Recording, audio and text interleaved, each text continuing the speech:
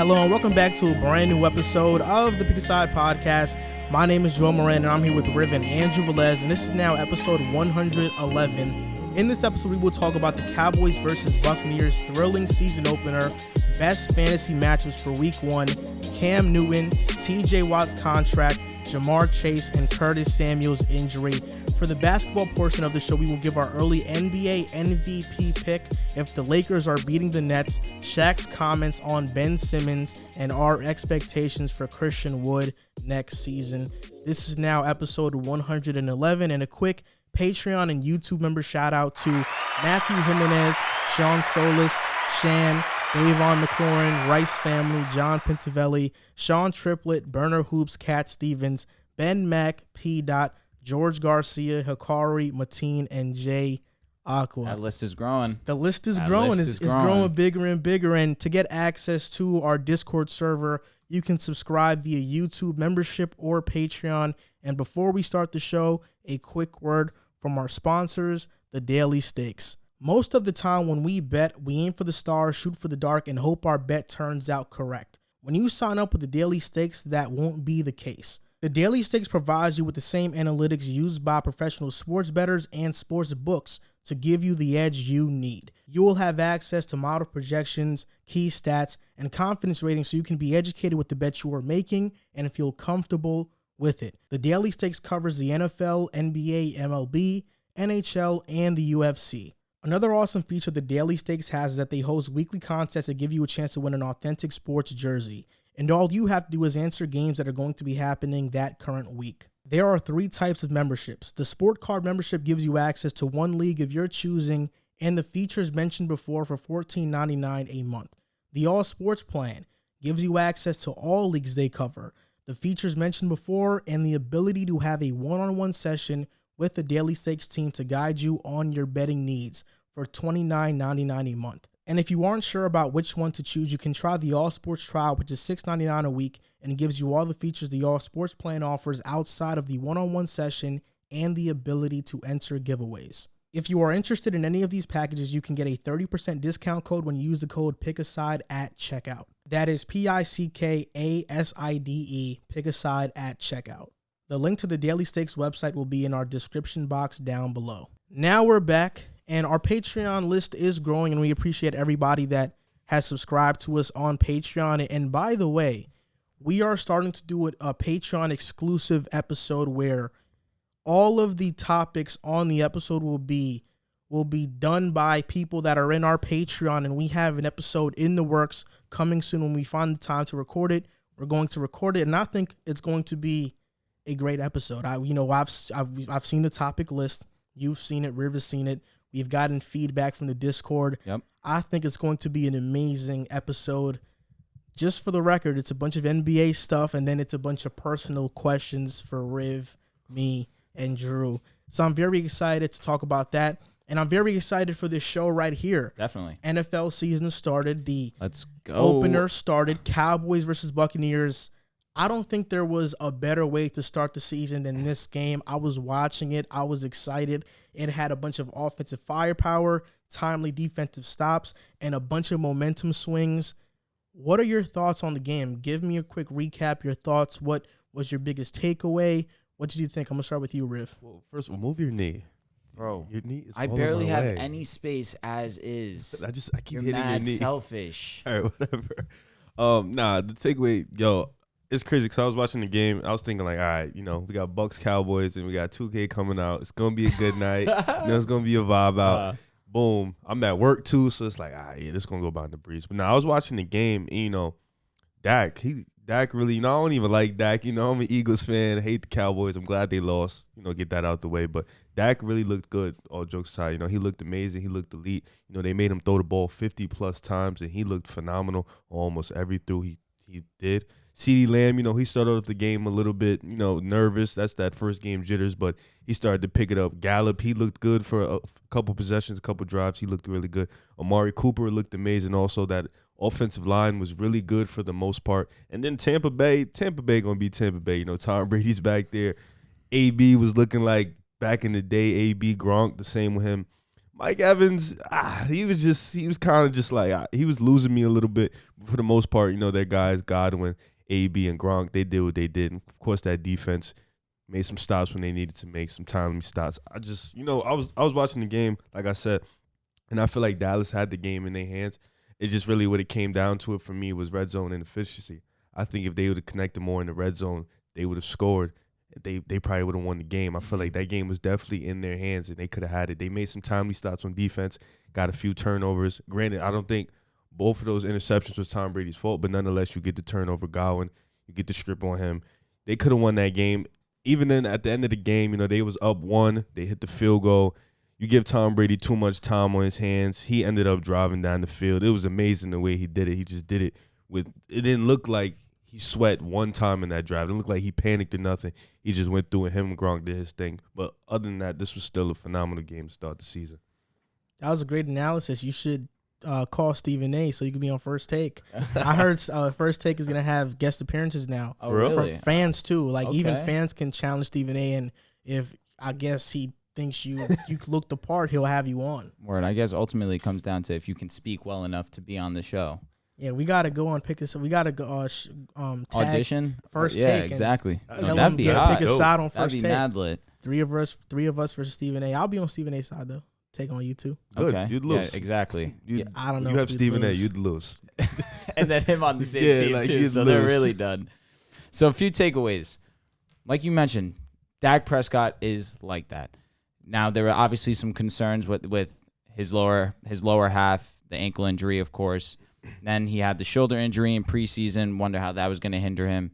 Then you look in warm-ups, and now he's warming up like a pitcher. Go ahead. Can you stop real quick? Because I wanted to ask you a question. Because they said it was a baseball injury, and it was like it rarely happens in football and happens in baseball. So with that being said, does that affect it more because it's it's not a football injury? Does it hurt as much, or is it the same nonetheless? Just the fact that it's a throwing motion. Obviously, the football throwing motion is a little bit different than a baseball motion because a baseball you can kind of come from the side, but if you're a pitcher, more often than not, more pitchers come from the top. So it's kind of like similar finish in terms of football throwing, because obviously I'm a lefty, Dak's a righty, but you kind of come more circular with football. Right.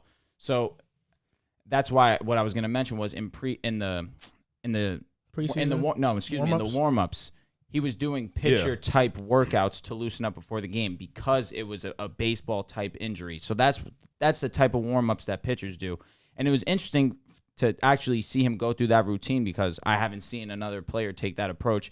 Maybe Russ, because obviously Russ has some baseball experience. Kyler has some baseball experience, but I've never seen it before pregame. Right. And it was interesting to see, especially because, people were questioning, how's the shoulder going to be? And then he comes out to start the game first play on the 2-yard line, 3-yard line, and throws a 20-yard pass to Amari Cooper. It's like one of those plays that it's like, all right, Dak is still Dak. His arm is fine. But as the game went on, there were some spotty throws. Underthrew CeeDee Lamb a couple times in the end zone. The one that CeeDee dropped early in the game, there's a little debate whether he was underthrown or not. I personally believe CeeDee should have caught that. CeeDee is a different type receiver. And then he goes and drops the next ball. So I really was thinking, CeeDee could have, had something to do with that being incomplete. But ultimately, Dak looked money. He threw the ball 58 times, so to only have 16 incompletions is pretty amazing. Threw for 403. That one interception, in my opinion, CeeDee Lamb should have caught that ball. I understand that there were three defenders in that his way, but to go right through the hands and get tipped off a defender and into the air, obviously something's going to happen once the ball goes in the air and there's 3 defenders, but he gave him a dot. Dak was money last night. One thing I will say, another takeaway, as in terms of Dallas. What are you going to do when you're going against one of the best rush defenses in the league, one of the best we've ever seen? So I'm not going to overthink too much about Zeke's inefficiencies. Only had 33 rushing yards on 11 attempts. I'm not thinking too much into that. People are thinking, oh, man, Zeke had a terrible game. What's going to go on long season? I'm not stressing about it too much. Tampa Bay is one of the best rush defenses that I've personally ever seen. So this is an outlier. He'll come back next week. He'll be more than fine. Now, on the Tampa Bay side of the ball, this man, Antonio Brown, could easily be their number 1 receiver. And it's not even the volume that he needs to do it. It's the fact that he is a big play away every single game from being the leading receiver on the team. He had 5 receptions, and he led the team in receiving yards. And if Godwin doesn't drop that ball one, he probably passes AB. But that just goes to show you how reliable Antonio Brown is. You can target him 5-6 times a game, but you can count on him potentially going 100% hauling those balls in because that's just how elite he is. I knew, given the fact that Cowboys secondary is spotty and Antonio Brown's only seeing man coverage one-on-ones, it's Antonio Brown. He is the best receiver that we've seen in the last 10, 15 years. In my opinion, I think that he is that special. The 2 years that he had with the suspension, not suspension. The suspension, what was it? When he was on the Patriots, he got cut from the Patriots. It was like, not a suspension, but like, all right, you're done. He was in court at the time, about to go to court. And then the year after that, he missed like half a season, but then joined the Buccaneers. So obviously those 2 years, people forget what AB really was. And then, now you finally get him a preseason, a training camp. Arians talking about him being the best he's seen and, really taken back since his time in Pittsburgh. I'm not surprised at the things that he's going to do this season. I'm not surprised at the things that he did last night. And it's only going to continue. The Buccaneers are going to have one of the best offenses in the league. They just have too many weapons. But losing Murphy Bunting is gonna hurt them in the end.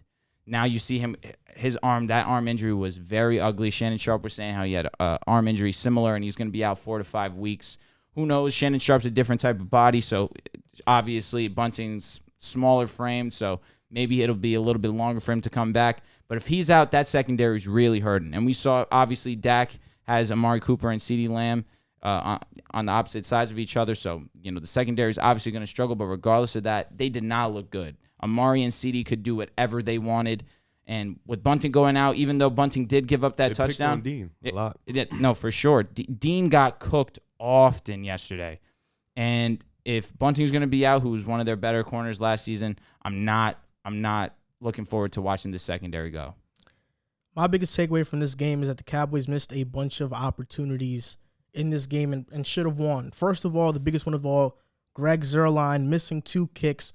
One of them, I'll give him a break. It was a 60-yarder, even though he almost hit it. It was 60 yards, but the kick that was 30 yards and the extra point, he should have made that. That was a missed opportunity. The Cowboys forced a turnover in the red zone twice and couldn't capitalize on those turnovers. You mentioned it, red zone inefficiency. That cost them in this game as well. And everybody wants to point to that offensive pass interference. Was it not? I don't think it was. I don't think Chris Godwin's arm extended enough. Chad Ochocinco went on Twitter and gave that same explanation. And I agree with Chad. And I think at that point in the game, you don't call a play. You don't have a flag on that play because I think it's a football play. It's a 50-50 play. Jordan Lewis fell to the ground because he's 160 pounds soaking wet. To Chris Godwin's a monster of a man. He's extremely strong. So for Jordan Lewis, he is. That's a big body frame. I know why you're gonna laugh. I know why you're laughing. And Jordan Lewis fell because he was already off balance, and I think he flopped on that as well. But Tom Brady, ageless wonder, 44 years old. There's a reason why I have his jersey. There's a reason why I'm a Jets fan, but I still respect the hell out of Tom Brady because he is the greatest football player to ever live. Even though the stat sheet doesn't say it because of those 2 interceptions, Tom Brady played a pretty perfect game. And those 2 interceptions weren't even on him. One of them, Fournette bobbled the pass, and the second one, it was a Hail Mary to end the first half. But Tom Brady had as perfect as a game that I've seen. Looking at the Cowboys' defense in this game, I think they're much improved from last year. They're actually forcing turnovers. I think the defensive line with Micah Parsons playing all over the place, their defense is more unpredictable, but that secondary is going to haunt them. Mm-hmm. Trayvon Diggs, I like his aggressiveness. I like how he plays, but I'm not sure if he's good enough to be a number 1 corner. And Anthony Brown, I've seen it for years that he's not good enough to be that. So the Cowboys secondary will always be bad. At least this season, they're going to be bad. But an interesting development is how the Cowboys have transformed themselves from a run-first team heavily reliant on Ezekiel Elliott to now a pass-heavy attack. And I saw a stat that they are 0-17 or 0-19 in their last games that they haven't scored over 30 points. And that to me, I know everybody loves passing in the NFL, in this current NFL, and I even follow Warren Sharp on Twitter, and he always is annoyed by teams running the ball heavily. But I think a lot of those losses, or all of those losses, are due to the fact that you don't have balance. Dallas needs to have balance. I understand that Dak threw for 400 yards and had 3 touchdowns. He played a great game. But if you gave the ball to Zeke in the red zone, if you gave the ball to Zeke on Tampa's side of the field, maybe you run down the clock even more, and then you could hit the game-winning field goal. But because they were pass happy, they kept getting penalties on that end. It actually hindered their offense. I think you have to have more of a balance. And Zeke only having 11 carries, I think that is a mistake. I know it was the best rushing defense, but you still have to have some type of unpredictability on offense. And I don't think this pass-heavy attack is going to work for Dallas. You look at the last couple of teams that have had the first-ranked offense in terms of passing yards, they haven't made the playoffs. Last year, I believe Dallas was one of the top teams. It was 2 years ago, if not mistaken. 2 years ago, Jameis Winston led the league in yards. He didn't make the playoffs. Jared Goff was second, or he was top 5 that year as well. They didn't make the playoffs either. I think there has to be balance, and right now in Dallas, I don't see there's much balance. Well, and it's interesting because you was talking about how Zeke didn't get a lot of carries. Do you guys remember that one play where it was in the red zone and Prescott pitched it to Zeke, and it was Zeke. I forgot the tight end's name, and then one guy, and the tight end kind of missed the block, and Zeke couldn't get separation from the first guy. Mm-hmm. Do you think like Zeke has lost a couple steps in his game? He's definitely lost a couple steps, but I also think that was a bad play call because I don't think you should. Zeke has never been that type of wide runner. Right. You got to run it up the middle with Zeke, and in the red zone, that's the perfect opportunity to do so because Zeke, you saw in the beginning of the game, he capitalized on a 3rd and short because he fought for that extra yardage. That's where he is used best. I think when you want to give it to a running back that goes wide, Tony Pollard is better in that position. But I do think Zeke has lost his step. And, I feel like Dallas has always been, and, we've been in the division with them. I've been watching for a minute. I think they've always been at their best when they're balanced. When Dak is doing his thing and when Zeke is doing his thing as one of the best running backs in the league. I feel like that's when they've been, if not balanced, a little bit more run heavy, but still with a very tough passing offense. I think that's when they've been at their best. But like, you said it, I feel like how long is Dak going to be able to throw 50 to 40 times throughout the season? He could do it all season. I think he can. But are they going to be successful with him doing that? That's the better question. But I think that he can do it. I don't because we saw it in 2019. We saw him do it. To be fair, they're not going to be playing Tampa Bay every single week. They played one of the best teams in the NFL. Before the season started, we all had them as they got Washington coming up, which I do believe is going to be a good game. And obviously, I think that their defense, secondary-wise, is better than the Buccaneers. But I'm still taking the Buccaneers' defense over Washington's, even though Washington's defense is like that. Regardless of that point, I still think that Dallas's weapons are good enough to contend with anyone. They can go against any defense. They're still going to be effective. Dak Prescott is an elite talent quarterback. Amari Cooper is an elite talent wide receiver. CeeDee Lamb is an up-and-coming superstar in the making. Ezekiel Elliott, I'm still going to say he is an elite running back. You could say he's lost a step or two, but personally, for that play that you brought up, what I thought he should have done was just go straight through him. That's what I was thinking. Zeke's a bigger body. Run him over. He should have just ran right through him. That being said, the tight end completely let go of that block. He should have held it maybe a second or two longer. That block was trash. It just kind of, if I had to guess, it caught Zeke off guard that he had to, oh, snap, I got to break out to the outside. Because he thought initially that was the play. Yeah. I'm going to run to the outside. But as soon as that tight end loses that block, it's kind of like, what's my instinct telling me to do right now? And what I would have done, obviously, I'm Ezekiel Elliott. I'm bigger than you. I'm going right through him. Instinct used to be just run him over. But ultimately, you don't think he's lost a step? I'm not going to say he's lost a step over this game. Again, this is the best rush defense one of the best I've ever seen personally. The last 3 years, this type of dominance. As the O-line has been declining, so has he been. And I don't think I'm not just basing my opinion solely off of this game. Talk about last year, but in 2020, he had his lowest yards per carry he's ever had in his career. But let's see who he lost there. He lost Tyron Smith. I get that completely. Lyle Collins. At the same time, Lyle Collins out for 5 weeks right now. Frederick retired. At the same time, I see Dalvin Cook week in, week out. How old is Dalvin? 26. They're about the same age. I think no. Dalvin's younger than Elliott is 26. I'm almost positive. Dalvin is younger than Ezekiel Elliott. I know that. They're both. Neither of them are 28. They're the same age. Told you. 26. They're the same age. I see Dalvin week in and week out with one of the worst offensive lines in football in Minnesota. Go absolutely God mode. Zeke could be doing the same thing. I think that's what separates an elite running back from a running back that is on the decline. Because Saquon Barkley, his rookie season, Giants didn't have a great offensive line, but he was still great. Ezekiel Elliott, we see, like you said, that offensive line is declining, and now we see Ezekiel Elliott start to diminish. And that's where I do think Zeke has lost a step. I'm not saying that he's a bad running back, but I'm saying he has lost a step. And I think even though his numbers in terms of yards for the season don't exactly show it, his yards per carry have shown it.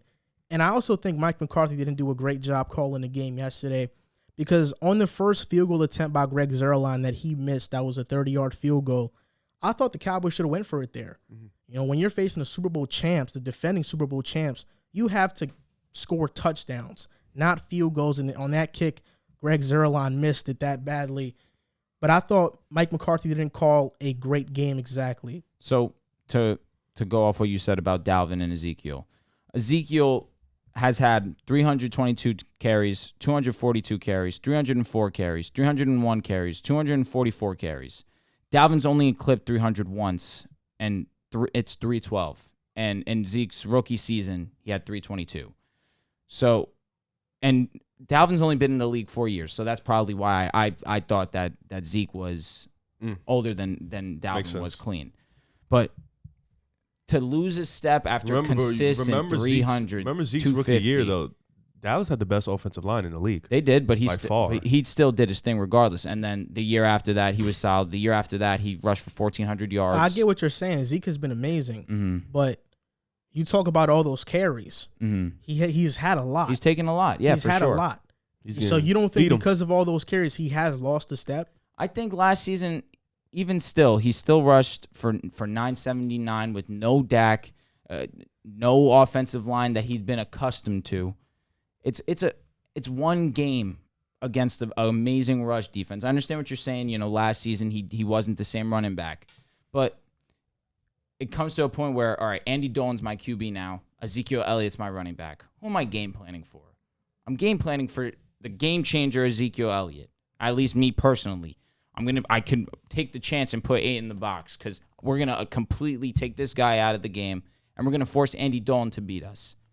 I take my chance on Andy Dolan over Zeke. Yeah. And Zeke, not that he wasn't the typical Zeke that we've been accustomed to, but you lose Dak and you still almost rush for 1,000 yards in a down year. But even in this game, though, there was definitely opportunities where you could establish the run game. Whether they are I agree with that sentiment in the for league, sure. But there was opportunities, like you said, in the red zone where you could have used Zeke. That's what Zeke does. You know, run him up the gut. No, you're 100% right there. It comes to a point where the pass game's eating so well. Like, why switch up? Predictable in the fourth. But I mean, Dallas was winning. They put themselves in a position to win this game. 100%. The defense just let it out. I mean, listen, you can't really do anything when you have Antonio, Mike Evans, Godwin, Gronkowski have 2 touchdowns. It comes to a point where, you know what? How much can we really blame on the offense? We can't. Yeah. They stopped our run game. We found another way to put ourselves in a position to win. It didn't work out because our defense is horrible. There is some blame for the offense because they weren't efficient in the red zone. I agree with that. But regardless of that, you still got to make your field goals. One, you miss 2 field goals, you miss an extra point. The 60-yard you'll live with. It's at the end of the half.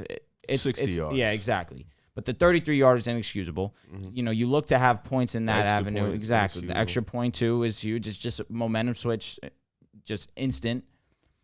But it's tough. I really can't blame them too much for that red zone inefficiency in terms of running. It's like this Tampa Bay run. I don't want to keep reiterating myself, but the Tampa Bay rush defense is like that. They're going to play against elite-level running backs a bunch this season, and you're going to see similar results to how we saw last night. You're absolutely right. I do think Zeke did lose a step though. I do think it, and I'm not just saying that based off of this game. I'm saying that based off of last season, and even in 2019, I don't think we saw the same Zeke. I think 2019 is the start of where we saw Dak start to take control of the team. Dak rushed for 1,300 yards.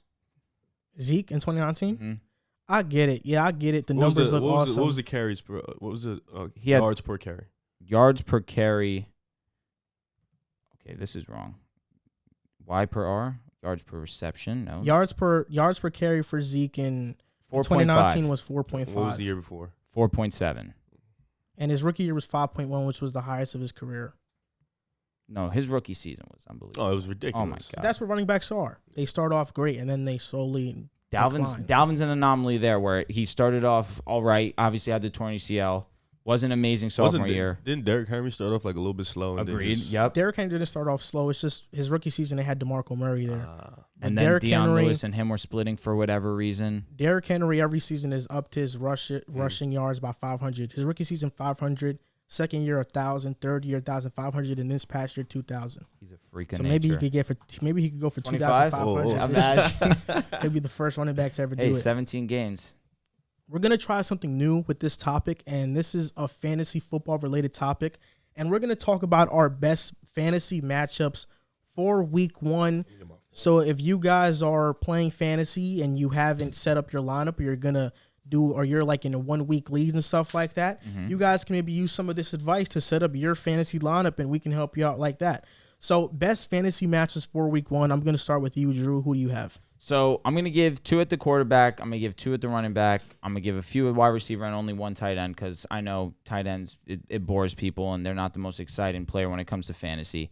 So my 2 quarterbacks, I'm going to go Kirk Cousins against Cincinnati. Cincinnati's secondary is decent, but regardless of that fact, Cincinnati as a whole is not the best. I believe that Kirk Cousins, given Justin Jefferson, Adam Thielen, Dalvin Cook out the backfield, I think that Kirk Cousins is more than capable of putting up a good game, especially if you're playing in daily fantasy leagues. He's probably going to be a very cheap option. You can get him for very low, and you could spend more money on higher quality running backs, higher quality receivers. Now, my second guy is going to be Matty Ice against Philadelphia. Philadelphia's secondary, no disrespect to you, my guy. Their secondary is atrocious still. Darius Slay is solid, but other than that, they're not good at all. I look at Calvin Ridley, he's going to have a feast. I look at Kyle Pitts, he's going to have a big breakout rookie debut. And Matty Ice is just going to be able to do whatever they want. It's going to be a big offensive game, and I think Matty Ice is going to benefit from that too. And a similar situation to Kirk, you're going to get him for cheap. You look in fantasies, I'm almost positive that less than 10% of people are starting Matty Ice. So if you're looking in daily fantasies, you could probably get Matty Ice for very low. For running backs, I got James Robinson against Houston. Houston last year against the run was abysmal. I expect the same thing, and I especially expect James Robinson, especially with all the chatter that's been going on this preseason about, ETN coming in, but then obviously ETN suffering the season-ending injury. James Robinson has something to prove, and I think week 1 he comes out and has a huge game. My next guy is going to be Raheem Mostert against Detroit. Yes. Thank you for telling me that. Got you, bro. I'm actually going. My boy Pally, he has Raheem Mostert. He just lost Gus Edwards for the season, and I got him on mine. Me and my boy Pally have a big rivalry going, but he's starting him against Detroit. But I got to be honest, against Detroit, whose defense as a whole is just not good either, and a scheme where the run always is going to be effective in San Francisco. As long as Raheem Mostert can stay on the field, I think he's going to be one of the better running backs in the league. Not one of the better as in top 15, as long as he can stay healthy, because obviously he has the speed, he has the elusiveness, he is a pretty decent pass-catching back. It's just a matter of if he can stay on the field. But it's week 1, and you're going against Detroit. I think he'll be more than capable of carrying that load. And just to keep the conversation flowing, you mentioned a quarterback and a running back. Mm-hmm. Now, who are your quarterbacks and running backs? Damn, I had all receivers. You had all name your receivers? All right, so I got 3 situations. I'm going to piggyback because we had the same Niners and Lions. That is a stat game. You look at Detroit's secondary. Jeff Okudah, if that's his last name, he didn't have a good rookie season. He's coming in. He's probably going to be their number 1 corner. The back end is pretty trash. Kittle's playing. Debo's playing. Brandon Ayuk is playing. Look for Brandon Ayuk to have a big game offensively. Of course, Kittle's going to do what Kittle do. Number 2, I feel like with Malcolm Butler not playing, you got the Cardinals and the Titans. This is going to be a stat game on both ends. relying on Caleb Fairley, who we know is really good, but he's still a rookie against DeAndre Hopkins and A.J. Green and Christian Kirk is going to be a tough one. But Julio Jones and A.J. Brown is on the other end, so that's going to be a tough situation in general. And then, of course, Justin Jefferson, Adam Thielen, that's going to be a big game for them. Kirk Cousins, like you said, he's going to have a fun game. So I think those are the 3 wide receiver matchups. To piggyback on what you said, you started off with quarterbacks and running backs. I think my quarterback for fantasy this week, I'm going with Jalen Hurts. Love it. I think versus Really? Easily. All day. I think versus Atlanta, he's going to have a field day rushing and passing. Yep. I could see a day where Jalen Hurts has 100 rushing yards and 200 to 300 passing yards. That'd be crazy. That's how big of a day I think he's going to have. The Falcons don't have a great secondary. Their best player in the secondary is Deron Harmon. Their linebackers are quick. They're agile, probably their best position group on defense, but they aren't necessarily great. And they don't create pressure on that defensive line, even though Grady Jarrett is a really good defensive tackle. I think Jalen Hurts is going to have a breakout game. For running backs, you mentioned Mostert versus Detroit, Dalvin versus Cincinnati. But I think Miles Sanders versus Atlanta could be another sleeper. Yep. But my favorite one of the week is CMC versus the Jets. I think that's the easiest gimme one. I think the Jets, even though last year we had a good run defense, I think CMC, having not played much last year, is going to come into this season rejuvenated and could have a big game. And then in wide receivers, I think my favorite is Brandon Ayuk. I think people are sleeping on Ayuk this season. They're kind of sleeping on his value the same way people slept on AB's value in fantasy. And I think Ayuk is going to have a crazy game for the 49ers. Agreed. And then at tight end, Andrews versus the Raiders. You look at the Raiders last year, Corey Littleton couldn't guard anybody, and I don't know how this year it's going to be any different when he's basically going to be in the same scheme. I think Mark Andrews is going to have a great game versus the Raiders. And then just throwing a defense in there, I think the Broncos versus the Giants is one to sleep on. All right, sweet. Just off the name you said, CMC, people are going to think, oh, well, obviously CMC is going to be a superstar matchup, the number 1 overall pick in fantasy. But he was mine. That just goes to mention. That just goes to add on to what I was saying about adding Kirk Cousins, adding Matty Ice to those daily fantasy lineups. You're going to spend less on these guys, so you can spend the $10,000, the $9,000 on a guy like CMC against the Jets because those are such favorable matchups. You go and you try and find a more low-key matchup at quarterback or at defense, so you can spend that extra coin on a superstar going against a trash defense. Yeah, I think CMC is going to have a great game. But for tight ends, who do you have? You had Kittle versus Detroit. I believe you talked about Kittle and that Detroit being a stat game.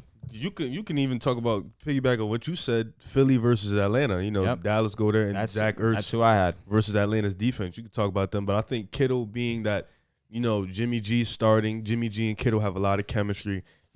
Kittle missed a lot of time last year. He was in and out of the lineup. I think him being fresh, 49ers feel like they're rejuvenated. They're going to be back in the NFC. And then playing a Detroit team that really has nothing going for them in that secondary. You can just see him. And then, of course, with Philly, Dallas and the contracts didn't go the way Dallas wanted it to go. He didn't get paid yet. He felt like he has a chip on his shoulder. Zach is still on the team. He's the number 1 guy. He has something to prove this year. So those are 2 guys definitely look out for. I'm surprised you didn't mention Corey Davis. Corey Davis against Carolina. Who's Carolina got to stop Corey Davis? Dante Jackson and J.C. Horn.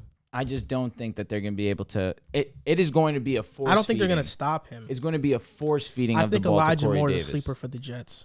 Jameson Crowder's not starting. He's out. No, he's out. He is. Elijah Moore versus their second corner because I think J.C. Horn is a dog.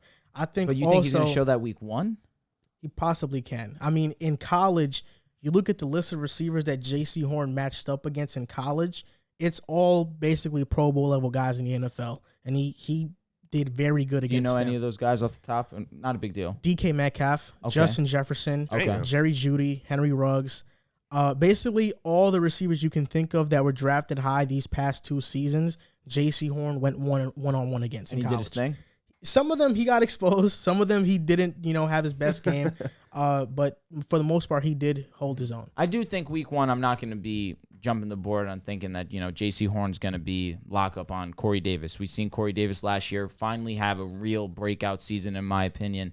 And then carrying over into the preseason this year, him and Zach Wilson have had an immediate connection. Also, we haven't seen much of more lately because obviously it's a crowded wide receiver room, but Elijah's definitely going to get his, especially with the fact that Crowder's going to miss some time or at least miss this week. So Moore's definitely a nice sneaky play this week, especially in daily fantasy because he's going to be extremely cheap and against a Carolina secondary that I'm not very high on. And they were pretty generous in giving up points last season too. So Corey Davis and Zach Wilson are going to have a connection all season long. Corey Davis is one of my favorites for the entire year. I have him in many leagues that I'm in. So I think he gets off to a hot start against Carolina. I'm trying to find the players that J.C. Horn matched up against because the list is pretty crazy. I mean, just the fact you said DK, You said JJ, Jerry, DK. Ruggs, exactly, JJ. That's It's like these are all certified animals. Well, not Ruggs, not Judy yet, but I think both of them are going to be a lot better than last season. He matched up against the best receiver For real. in the league, bro. I want to see his numbers. I'm interested because obviously. When you match up with the best receiver in the league, it's different. You think you want to? Did he go up against AJ? You can't find it yet. Bro. I can't find it. That's all right. No, No I big can't. deal. He probably did, No though. big deal. Him and DK If he played faced together? Ole Miss, he probably did. Another couple receivers that are going to be very enticing. Robbie and DJ. Because your guys' secondary is trash. No, that's true. That's true. And Sammy's going to Even be Terrace Marshall. But it's Darnold. Sam is a sleeper for fantasy this week, too. 100%. Sammy's playing with a chip on his shoulder. Week 1 against your replacement, you're He going to doesn't have have to that come type crazy. of personality. Trust me, he doesn't. How do you guys like Waller against Baltimore? I like Waller With Peters, against anyone. He's going out. He's out with an ACL injury. Waller could be playing against any team, and I will tell you he is going to play well. I recently saw Cam Newton's latest interview. It's called Funky Friday, and I think he does. It's like a reoccurring thing. But in this interview, he had his father on, and it was his father and Cam Newton both sitting across from each other in the middle of Cam Newton's old high school football field, and they were talking about the Patriots situation and how it went down. It was a 40-minute interview. I saw it this morning, and Cam Newton said the Patriots released him indirectly because he would be a distraction. They released him because they thought he would indirectly be a distraction. He also dismissed the rumor that Mac Jones taught him the playbook. He said, "What can Mac Jones teach me about the playbook?" And he said the release caught him by surprise, but he saw it coming. He felt an energy in the building, and he basically felt like the Patriots waited until preseason week 3 after that game to basically release him, and he thought he won the job. He did think he won the job, and he dismissed a bunch of rumors. Like, he dismissed the rumors that Josh McDaniels dumbed down a playbook for him. He also talked about his dancing creating headlines and stuff and how that was a distraction. He said a lot of things, and he wears and I don't think, just to be fair, I don't think in that interview he came across bad. I think if you watch it, he came across very good and professional. Even though on social media I see all these accounts like PFF and Bleacher Report and ESPN, they cut a snippet of the video and they say, "I beat out Mac Jones," or they, one of those quotes that make Cam look bad. Yep. But listening to the entire interview, there was not once that he knocked Mac Jones. He said they're going to win games with Mac Jones. He's ready. He said that multiple times. But he also did say it caught him by surprise, the release. And I'm happy he said it about Mac Jones. I smiled a little bit. I saved the video on my phone. I'm going to post it later. Right. But he did say the release caught him by surprise. And my first impressions on this interview was that I think it's something that it's not like we didn't already know this, that the Patriots are a messed up, cutthroat organization. Because from what I got from the interview and what the Patriots did is that they released Cam Newton until they kept Cam Newton until they couldn't use him anymore. Yep. As soon as they saw the opportunity to start Mac Jones, even though the entire OTAs, they had this quarterback battle, I think they only kept Cam Newton around. They knew they were going to start Mac Jones. They only kept Cam around to have Mac Jones not feeling secure in his starting quarterback spot. They wanted to make it feel like a pseudo competition, but Cam even mentioned in training camp, I was getting the starters reps, but Mac Jones was getting more reps than me. He was getting more reps, and that's why he felt like inevitably he was going to get cut. But I felt like they used Cam Newton to create that pseudo quarterback competition, and once they named Mac the starter, That's why they cut Cam. And Cam even talked about how he didn't think his COVID-related situation had anything to do with him getting cut because he thought it was going to happen regardless.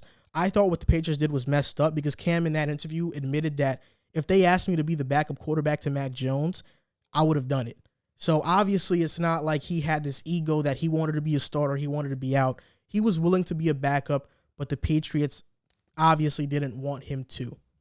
They didn't even want him to be a backup.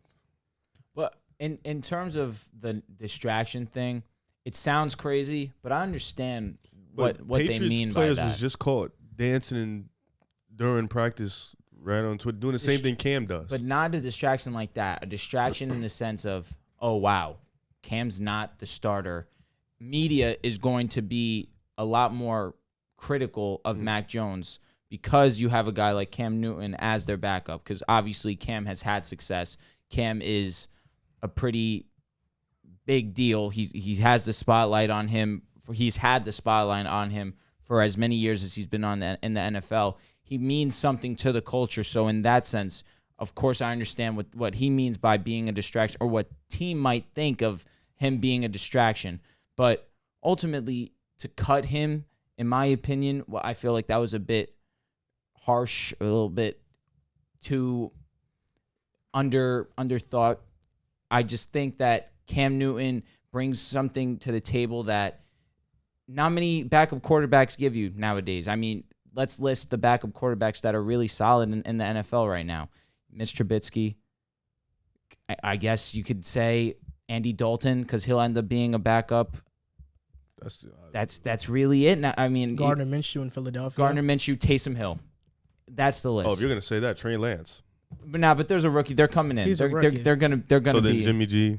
Exactly. He'll end up being a backup eventually. Drew Lock, I guess. But Cam Newton he said it himself, there are not 32 guys better than me. I agree. And I do agree with that sentiment. It's just unfortunate that his biggest problem needs to be his biggest strength, and it's throwing the ball accurately, consistently. And that's where Mac takes that's where the Patriots see Mac as the future of the organization. So you thought Cam wasn't going to start? I said it. I thought that Mac was going to be the starter week 1. I just didn't think that Cam Newton would get cut. Yeah. But once you find out that Mac Jones is understanding the playbook faster than Cam Newton, and Cam Newton had an entire year already with this offense, and Mac Jones is having preseason success more than Cam Newton is. That's what they're saying, but Cam Newton basically said that report wasn't true about him being taught the playbook. That's not what I'm saying. I'm just saying in the sense of Mac understanding the offense. I get what you're saying, but I have a hard time to believe that. I agree. I have a hard time believing that, for the sole reason that an NFL playbook is hard as hell to learn. And the fact that these guys learn it in a couple days or weeks is amazing. But for Cam Newton to be in that system for an entire year and now have that offseason, have that playbook for this much time, and to tell me that a rookie in Mac Jones came in and like in a month or two learned it better than Cam, I just have a really hard time believing that. I mean, Mac Jones has to be some next level genius to do that, or you think that Cam Newton just isn't that smart. It's really one of the two, but I have a hard time believing that he knew the playbook better than Cam Newton. But if he did, then kudos to him. For sure. He has to have some genius level IQ in order to do that. Like, for example, at Alabama, he taught Bill O'Brien Alabama's playbook. Mm-hmm. But then again, he was in Alabama for like 3 years. He was in there 2 years before he even got to start. So he had time to learn the playbook. Is it safe to say that Tua or Jalen Hurts could have did the same thing that Mac Jones did? If they would have been... Yeah, teach Bill O'Brien the playbook just like Mac? I'm not sure. Yeah, it's tough. I'm not sure. That's a tough probably, one. I would say probably not. But I also think it's about situation. Do I think that Jalen Hurts or Tua would have been in that building at the time? No, because Mac Jones they were at a higher level. Well, that's what I was asking. In my opinion, I think that Mac Jones teaching Bill O'Brien the playbook was more so of the situation he was in. Like, for example, he was probably hanging around the Alabama campus, and He just happened to be there teaching Bill O'Brien the playbook. I don't think Bill O'Brien reached out and called him, and they're like FaceTiming and learning it together. I just can't. I have a hard time imagining that. So if, let's say, Tua was about to get drafted or Jalen Hurts was about to get drafted, I think they would have been in that same situation where they are communicating with Bill O'Brien. But since it was Mac Jones getting ready for the draft and he was around Alabama, he was put in the position to do that to Bill O'Brien, to teach him the playbook. So I think if Tua and Jalen Hurts were in similar situations, probably they don't teach him the entire playbook, but they'll probably teach him a lot of it. I don't know about the entire one, but So you feel like that's probably what happened with Mac Jones too? Yeah, I just think, for example, like, if we're in the same building together, we're bound to see each other. And if you have a question about the playbook, I'll help you out. If I'm Bill O'Brien, I'm not going to call Tua or Jalen Hurts, who are, who I probably don't even know who they are. If I see Mac walking around the building, hey, man, I got a question. And then obviously that starts communication. So I think it went more naturally like that instead of Bill O'Brien just reaching out to Mac Jones and be like, hey, you're some genius. I need help with this. I just don't think it went down like that. I do think that Cam got fucked over, though, in this situation. That's how I read it. New England way.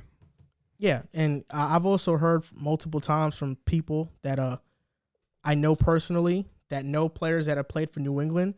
They absolutely hate it. The New England way? Yes. And I think, when you saw Gronk talked about it, he hates it too. When you saw Cam Newton schedule on that Sunday Night Football broadcast, it feels like hell. You wake up at 5 a.m. You have to be in the facility by 6 a.m, and you stay there until like 8 p.m. at night, and you do the same thing. Horrible, bro. Winner way. I mean, you can't argue with it to a degree. When you have a consistent baseline of success, but do you think why change it for anyone? Do you think not that everybody's Tom Brady? I agree, but you get to a certain point where, you know what, we've had this success, we've done it this way for so long, and it's worked. Do you genuinely believe you need to be at a facility from 6 a.m. to 8 p.m. to be successful? I haven't won 7 Super Bowls in a span of 22 years. I have a question for both of you. This is my question. Do you think it's the New England way that's successful, or it was Tom Brady that made it become that successful? Because we've seen coaches come from New England, go to different teams and try to instill that New England way, and they all fail. That's a tough question because I look at some Super Bowls, I look at some games, and I think, you know what, Tom had his impact on this one. I look at some Super Bowls and I think, all right, this is one-sided Belichick. So that question is really tough. And Brady went to Tampa Bay first year and won. My thing is, that Super Bowl against the Rams, Belichick won that Super Bowl. That defense was all world. Belichick had a stamp on that one. That was Belichick's bowl. Now, where I look at Brady's impact, you go the year before against the Eagles. Brady threw for 505 and lost. How can you blame that loss on Brady? Or both Super Bowls that he's lost, Brady's left the field. Wait, you're talking about our second time we played them or the first? No, in the Super Bowl. Second. Oh, okay, sorry. We played them twice. That's why I was confused. Oh, no, I'm just talking strictly Super Bowl. Yeah, I'm sorry. He threw for 505. No, they played in the Super Bowl. 2007. I know. That's what I'm saying. No, we got to play them 2005. twice. I'm so we lost sorry. the first time. Well, the second time, yes. One of those. I don't know. I think it was 2003, actually. Yeah, it was early. I think that was like one of the first Super Bowls I watched. I think that was 2004. But against the Eagles the second time, you're 100% right. Threw for 505. I think the team put up, 35, 40 points, something like that, and they lost. The first turnover of the game ended up being the deciding factor. So there's a lot of things to take into account where obviously I got to give Tom his credit, but I'm not going to say that Tom did it on his own. And I'm not going to say Bill did it on his own. But obviously the players are what gets the job done. So obviously I lean 60-40 I get what you're saying, but hearing these stories of how the Patriots organization treats their players and the gruesome schedule they have, to me, I think it's unnecessary. And they have won, but they have only won with Brady. Belichick has a losing record without Brady. We don't want to sound Gen Z. No, we don't want to sound Gen Z. I want to say this kind of sounds like Tim Duncan and Greg Popovich. Like Tim Duncan is Tom Brady. Okay. That's a good comparison. Greg Popovich That's a fake good comparison. Bill Belichick. I don't know. That's tough. I think Greg Popovich is more of a he's still hard on his players, but he's more of a laid back guy too. When I say that, I just mean both of them guys just found each other at the right time, and those two have been the consistent. It's been guys in and out of the program, like you said, coaches Tim going to the Duncan's play. never left San Antonio. Yeah, but I have a question too. That first year that Brady came in, That was his rookie season. He won the Super Bowl. Yeah. And he came in how long into the season? Like, was it like 3 games? I can't. Like off the 6? top of my head, I can't remember. I can't remember, but it was early in the season. Now, that final drive that Brady had was spectacular in the Super Bowl. It was unbelievable. He got them in field goal range very fast. That was a very unbelievable, impressive drive, especially for a rookie. The score was what, 17-14, something like that? So defense has always been a huge factor in the Patriots' success. Every Super Bowl, other than the one, well, you think the ones they lost. They lost to the Giants. What was that score? It was a low-scoring game. Both games were low-scoring. I get what you're saying. I'm not dismissing your point because I think, obviously, the Patriots' defense being so elite for so many years mostly is due to Bill Belichick. Yes. I know what you're saying in that department, but I think you also look at when the quarterback play has not been Brady level. For sure. They have not been a great team. I agree. And even this past season with Cam Newton, Bill Belichick dismissing the offense. You look at the Patriots' past draft picks; they haven't been good. Most of them have been busts. Yep. You can see Belichick is not this great talent evaluator, and having Tom Brady, you think so? At least on the offensive end, he's not. I agree. And then you see Tom Brady these last couple of years when he was with New England turn Chris Hogan into a starter at receiver. Yep. Julian Edelman having a Hall of Fame type career with Tom Brady, who was undrafted. I mean, you see these signs, and I would give more credit to Brady. I do. I lean Brady. This year, I think it's make or break for Belichick. And because if you release Cam Newton and Mac Jones stinks it up, I think there's going to be a lot of eyes on Bill Belichick. But at the same time, even though there's pressure on Mac Jones, I don't think there's nearly half of the pressure on him that there would have been if he was drafted number 3 in San Francisco. Because I remember that draft, and I remember pre-draft, everybody was going crazy at the thought of Mac Jones even going to 3. If he went to San Francisco, that pressure would have been 100 times worse than what he's dealing with right now. It was like the fans was like screaming for Fields, and they was like, all right, well, we're cool with Lance. And it was like, no, we don't want Mac Jones. It was like, it's just like how the fans were. And they was like, Lance was like, all right, we're cool. You know, people don't go do the in-depth analysis of players. They go on Twitter, they see a picture of Mac Jones with a cigar in his mouth with his shirt off, and he's got a bod like a normal human being, and they think, oh, that's not an NFL-type caliber player based off just looking at him, but not taking into account his actual skill set. So that's why people were freaking out, like, oh, why would you take Mac? Because they don't sit down to actually watch Mac Jones play. TJ Watt became the highest paid player in the NFL. And an interesting story about TJ Watt is that he actually went behind his agent's back and agreed to the deal. So because his agent was looking to get even more money, and TJ Watt, he wanted to end the whole debacle, and he said, no, sign me right now. He signed the deal, so he went behind his agent's back. Did he fire his agent? I'm not sure. He probably didn't. But he got a 4-year, $112 million contract, I believe. He became the highest paid defensive end in the NFL. And TJ Watt, this is well-deserved. Ben Roethlisberger said it earlier in the week. You give him whatever he wants. This past season, he had 41 quarterback hits, 23 tackles for loss, and 15 sacks. He's a 3-time Pro Bowler and 2-time All-Pro.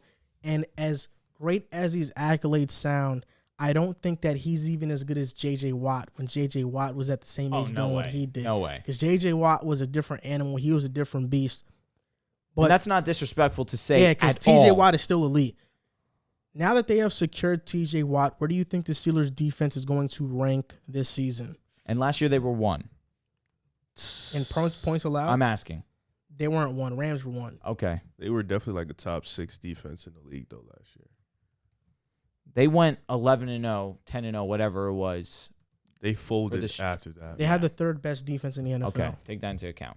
Okay, so I'd still think they'll be top 7, top 6. I think you got T.J. Watt, Joe Hayden's still there. He still plays at a high level.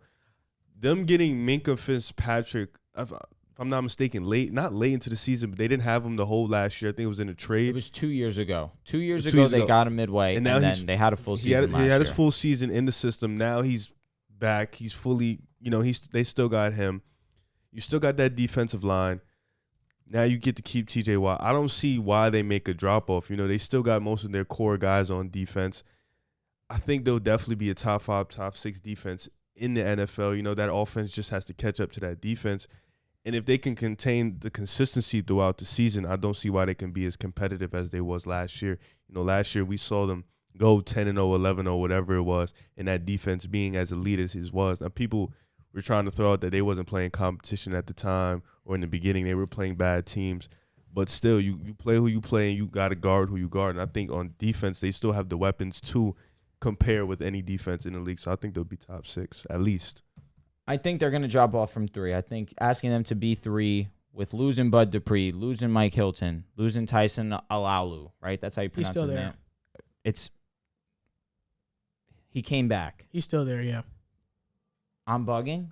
You are bugging. He's there.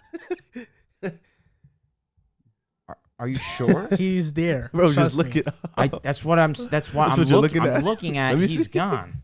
Listen, regardless of that, he's there, he's not there. All right. Their line's going to be good with or without he's him. Hurt. It said he left. Maybe I'm bugging. Apparently not. He is there. Okay. Trust me, he's there. All right, he's the there. club too long. So, all right, you lose Bud Dupree. Obviously, he'd been one of their better defensive players outside of T.J. Watt on that line, that linebacking core. You lose Mike Hilton, who was very solid for the secondary last season. Obviously, you had Joe Hayden with him as well, and you lose those pieces. Secondary, I'm concerned. Joe Hayden's getting older. I don't know what Cameron Sutton's going to do this season. It's a question. He could play very well. It's not out of the realm of possibility. I'm just not sure he is going to fill in Mike Hilton's shoes right off rip. And I think that as good as Minkah Fitzpatrick is, and as good as Joe Hayden has been over these last few years with the Steelers, I think that Joe Hayden getting a little bit older, it's going to take a toll on that secondary. And the pass rush is going to be good enough where it's going to give the secondary a break. But ultimately, I think that the secondary is going to be the reason why the Steelers lose some games.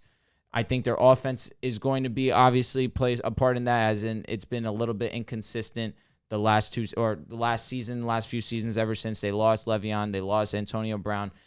Obviously, Juju has done a decent job of filling the void. He had a solid season, touchdown total-wise. Claypool was a nice surprise last year. Deontay's a solid wide receiver, just a matter of if he can hold on to the football. But down the stretch, he was really solid, but it's just too inconsistent, especially with the fact that the run game was spotty. But defensively, you lose these guys. Obviously, you pay TJ Watt, so that's firm, but you lose Bud Dupree. I'm thinking that they're still top 15 for sure, but if they dropped out of the top 10, I wouldn't be too surprised. I don't think that Bud Dupree's that big of a loss, especially coming off of his knee injury. You don't know how he's going to be. And they picked up Melvin Ingram, who has been one of the top defensive ends with the Chargers. He's now in Pittsburgh with so many great pass rushers. It's going to make his life easier.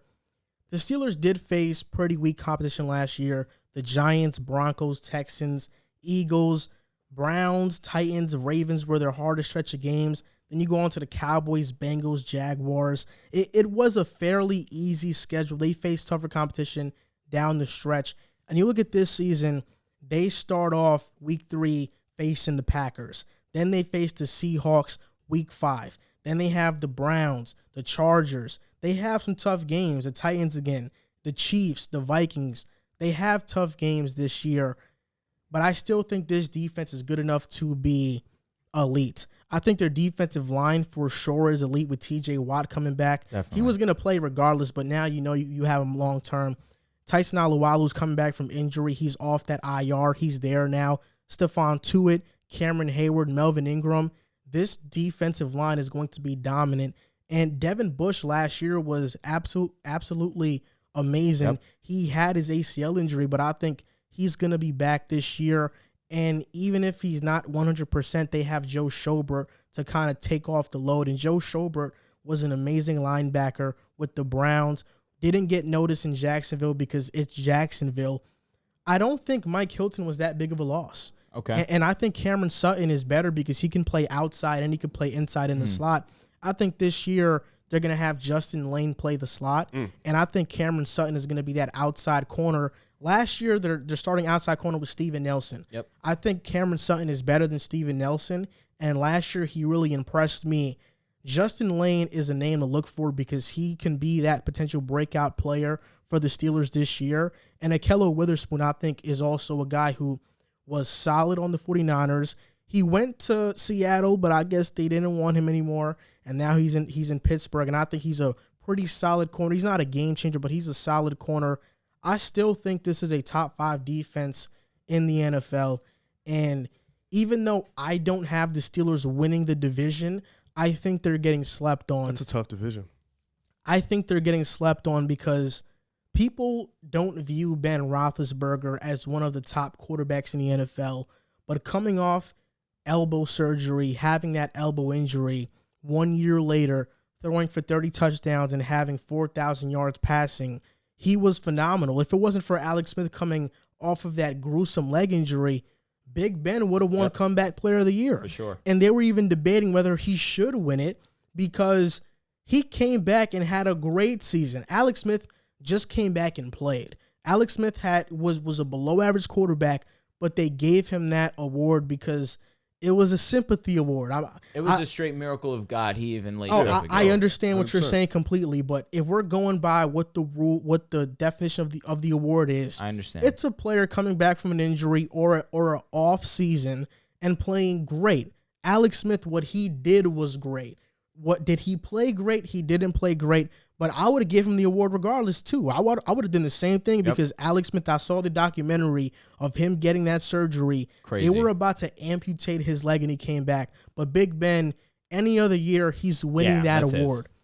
That's why I think the Steelers are being slightly slept on because I think their defense is still top 5. I think Matt Canada is going to be a great OC for them. Randy Fishner, I think, is what cost them games last year.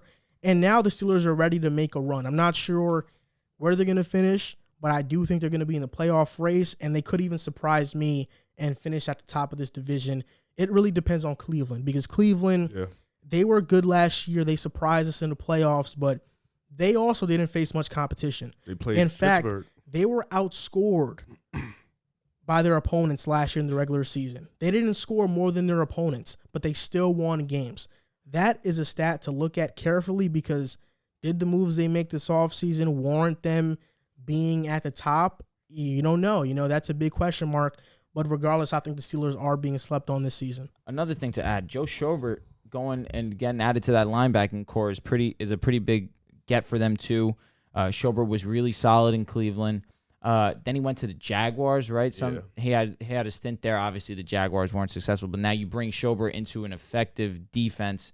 That is something to take into account. But I'm going to stay firm. I doubt that they, like I said, I doubt they go past 15. There's no way that happens.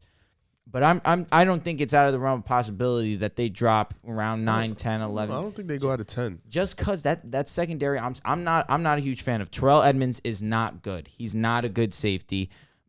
Joe Hayden, it all banks on whether he's going to still continue to be Joe Hayden, which at this point, I'd be a fool to doubt him.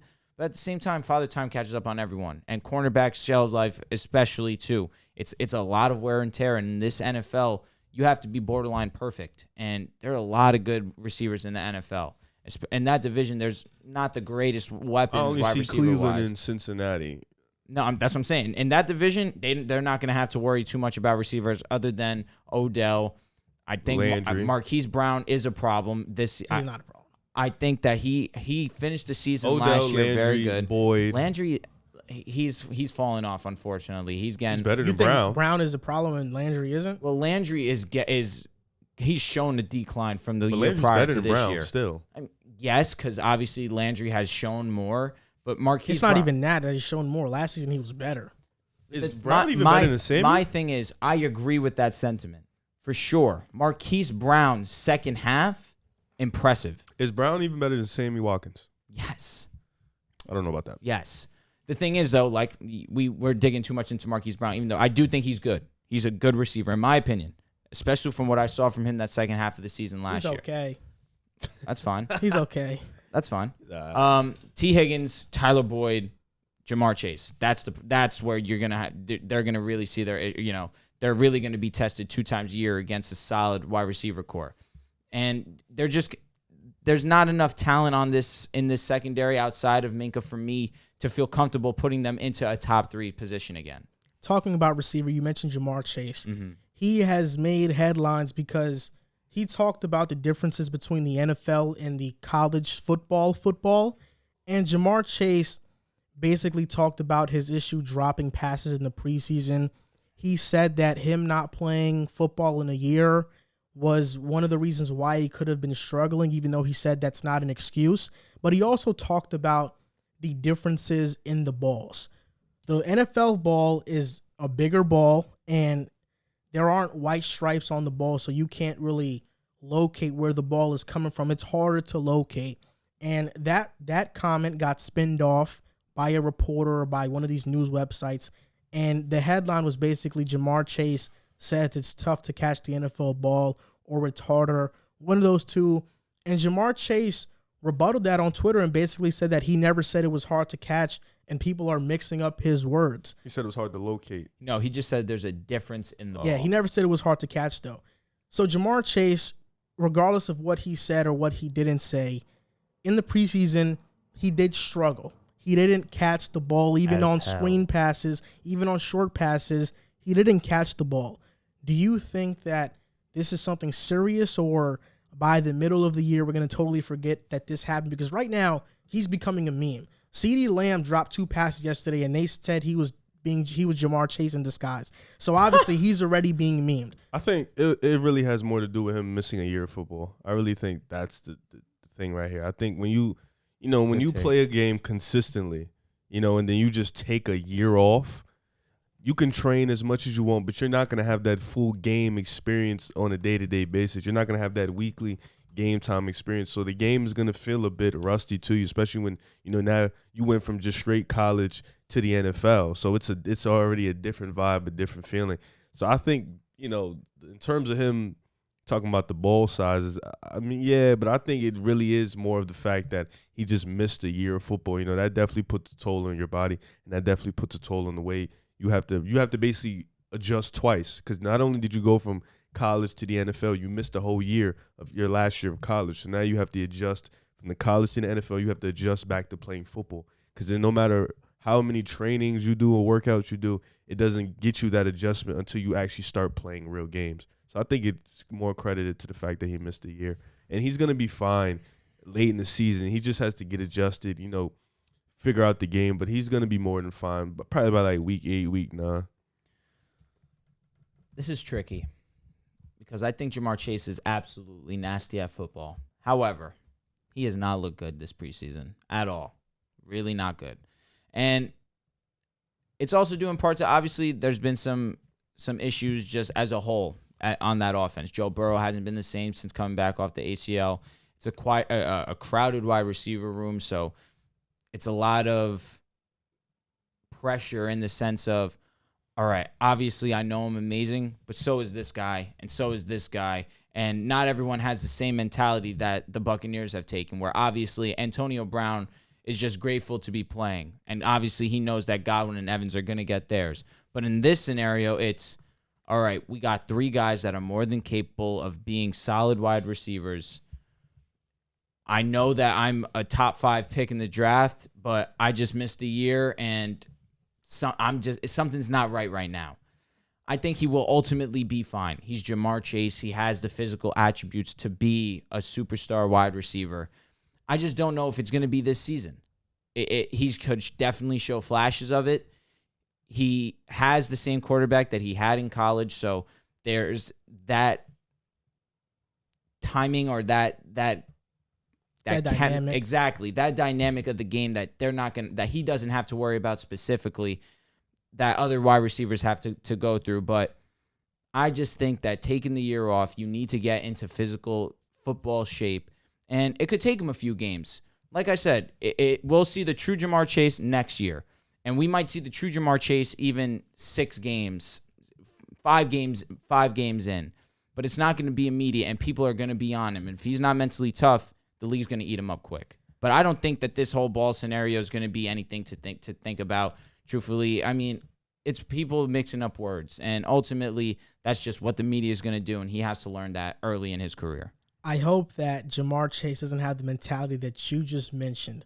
Because if you're telling me Jamar Chase is saying, I don't want to step on these guys' toes, I have a problem. I agree. He's a 5th overall pick. He's supposed to be by far the best receiver in his class. If he's even thinking about that remotely, for real, I am reconsidering my pick. That's on God. Jamar Chase, he has a luxury that Penei Sewell has looked bad to. Even though Penei Sewell is going to play at his original position at left tackle now. So there's that. So Penei Sewell could turn it around. I don't think losing a year of football is really that big of a deal because I saw Micah Parsons lose a year in football, and yesterday he looked fantastic. You thought he looked fantastic? I thought he looked fantastic. I thought he was generating pressure. He was making good tackles. There were plays that you looked all right. Yeah, like they showed this one play where it looked like he was lost on the play, but that's not what happened. And even Warren Sharp tweeted it, and a bunch of NFL players came out and said, this is why you can't have analysts talking about football because they don't even understand the responsibilities on that play. Yep. Micah Parsons, for most of the game, was supposed to be defending the run first and focused on that first. Yep. He wasn't exceptional at pass coverage, but that wasn't his responsibility yesterday. That was his second priority, and that's why he had moments of looking lost and stuff like that. But Micah Parsons impressed me a ton. The only time where I looked at Micah and I thought, wow, that was disappointing was the play that he should have intercepted Tom Brady. And Leonard Fournette caught the ball over him. That was the one play that I said, oh, Micah Parsons, he should have had that. That's why fantastic was a little bit too much. But I thought he played fantastic because I thought Dan Quinn basically tasked Micah with the responsibility of being an edge rusher, of being an inside linebacker, of being a weak side linebacker. He was tasking him with so much responsibility, and I thought for a rookie in his first game, like you said, taking a year off of football, he looked great in that scenario. When I look at Jamar Chase play, I see a guy that has not caught footballs due to the fact that he's scared to get hit. I see him before he's about to catch a football. He has his eye on it. He catches it. He hesitates, and then he drops it because he sees a defender coming at him and about to hit him. Yep. That's what I see. I see a guy who's not finishing his catches, and I think that's worrisome. Because Joe Burrow is his quarterback and was his quarterback in college, I feel more comfortable in Jamar Chase getting more comfortable and easing into the game. For sure. But I do think it is worrisome because in college, the biggest thing on Jamar Chase and why I raved over his skill set was his ability to make catches in traffic. It was his ability to be physically imposing over other corners. And you don't think that has nothing to do with him sitting out a full year? I don't think so. I really don't think so. Scared to get hit? I think. You really don't think that? Well, scared to get hit. That's what I'm if talking you're about. a football player, you understand what's coming. You understand what's going to come. But it's a different level now. He's not in college anymore. He's in the NFL. Oh, these are grown men.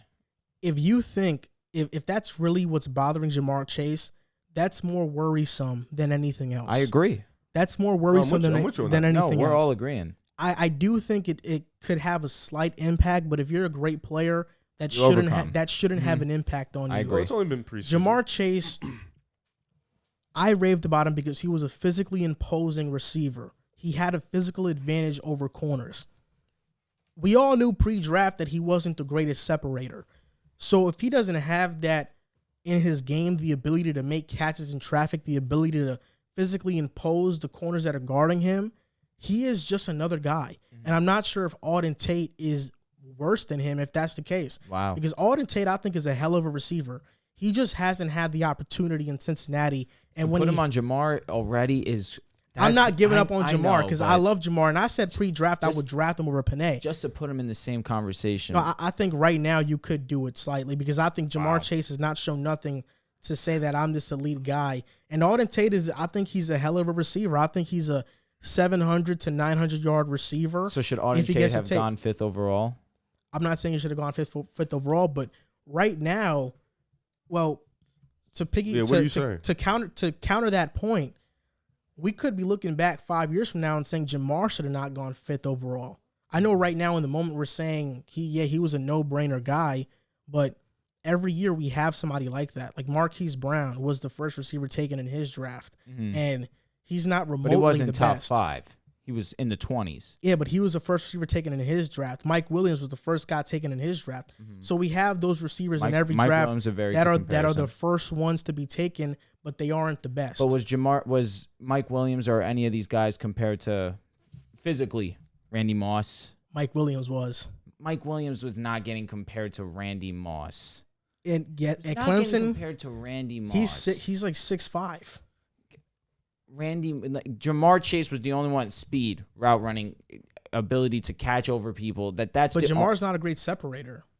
I understand what you're saying there, but just the overall characteristics physically that he has. Who was another receiver that got compared to great receivers pre-draft? That's the only one I really. I'll give you one better. Sammy Watkins. That's a very good name. Sammy Watkins was supposed to be legendary. Very good name. And I'm saying in his draft, he's not remotely close to the best. And that's what I'm saying that. Right now, of course, we're saying, yeah, Jamar should have went 5, but a couple years from now, we could have been saying Devontae should have went there.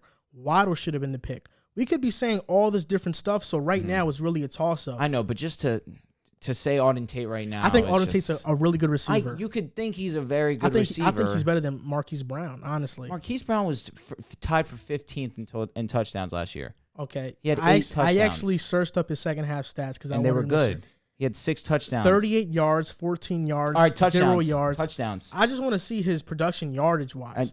Because he could have been in the red. Come on. They could have rushed they were the first ranked rushing so you offense. overlooked the one stat that he was actually good Those yards did Wait, so sound they could have rushed all the way there, got in the red zone, and thrown him a little slant. I'm just saying. Yards sound so look at this. Let me look. I got it right now. 38 yards, 14 yards, 0 yards, 85 yards, 39 yards, 50 yards, 98, 25, 41. Right. He didn't have one 100-yard game in the second half of the season. He had a couple 80s.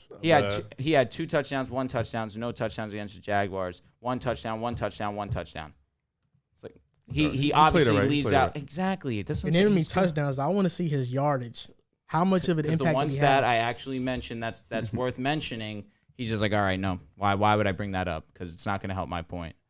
It's cool. Let's go on to the next topic. In 2019, when Auden Tate played, he had... Bro, you're comparing him to Jamar Chase. That's the issue. Jamar Chase, Auden Tate is good. But he's not Jamar Chase. So would you take Auden Tate at the 5? Would you take him at 5? I would have taken him at 5, but I think he's a good receiver. You can think he's a good receiver, but you keep putting him in Jamar's category. Like, that's the issue. He's probably just as good as Jamar right now. So you would take him at 5? That doesn't mean I'll take him at 5. You would take him at 10. That doesn't mean that. So where do you take him? Why? For example, is Jamar Chase a bust? I'll give you. I'm not saying he's a bust. It's way too early to say that. But it's like saying, okay, Kwame Brown. Let's say what the hell? This my example. Jamar's Kwame. I never said he's Kwame. See where this is going. But this is what you're asking me. I think that question is misleading and doesn't make sense because Kwame Brown, he's the first overall pick, right? Or even a better one, Anthony Bennett, because he's recent. Anthony Bennett, let's say he was drafted first overall. Yeah. And in the first 30 games he played, we know how bad he started in the NBA. Mm-hmm. If I say I would rather take this player over him, why is your question so you would take him first overall? Anthony Bennett's a bad example. It's different because Jamar Chase, you're relying on a preseason. Bennett, you said 30 games. It was 30 actually real games. Okay, so let me ask you this. At the time, because I think Auden Tate is a solid receiver. At the time when Anthony Bennett was drafted 1, we all knew he wasn't a real number 1 overall pick. That's my issue with the comparison. Okay, so I can use a better one. I can use somebody with the hype. I can use the second overall pick, Derek Williams, in the Kyrie Irving draft. That's fair. Derek Williams had a lot of hype. Mm-hmm. If I say I think I would have Chandler Parsons over Derek Williams, your counter can't be to me, so you draft the number 2.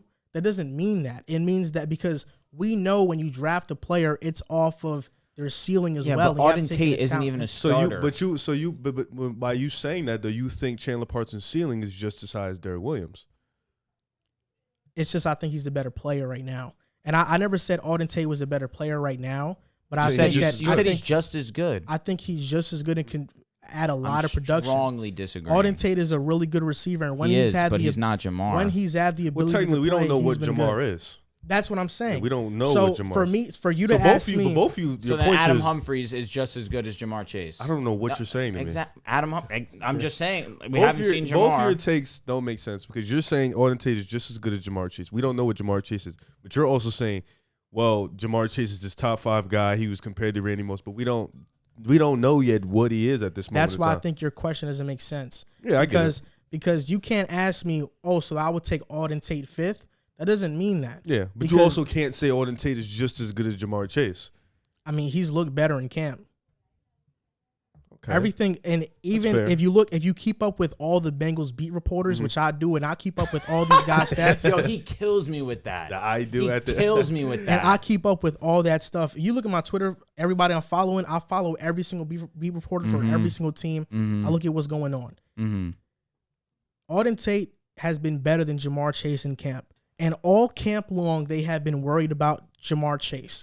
Nobody realized that, though, until in the preseason where he actually looked bad, and now it's making national headlines. But this has been something brewing in the offseason and training camp for the Bengals this entire time. I get it. I believe a game more than training camp and it's like practice. I started my whole sentiment with Jamar Chase has scared me. So I'm very conscious of the fact that Jamar has looked not what we've been expecting him to be. You also followed up by saying you still think he's going to be this guy. He still can be the guy. And just to you have me just completely scrambled eggs in the brain with the fact that just Auden Tate, you're putting him on the level of Jamar Chase already. That's just... That's not. I mean, Auden Tate's a good receiver. He had 575 yards in 2019, and he only started. That's good. 10 games. That's good. So then I'm cool. Then I'm not allowed to say Marquise Brown's good, but Auden Tate with 500. I never said. What are you saying? Did we ever say that Marquise Brown wasn't good? Yes, you said he's okay. You never said that. He's okay. He said he's okay. Is good. And I said you said he's like game changing.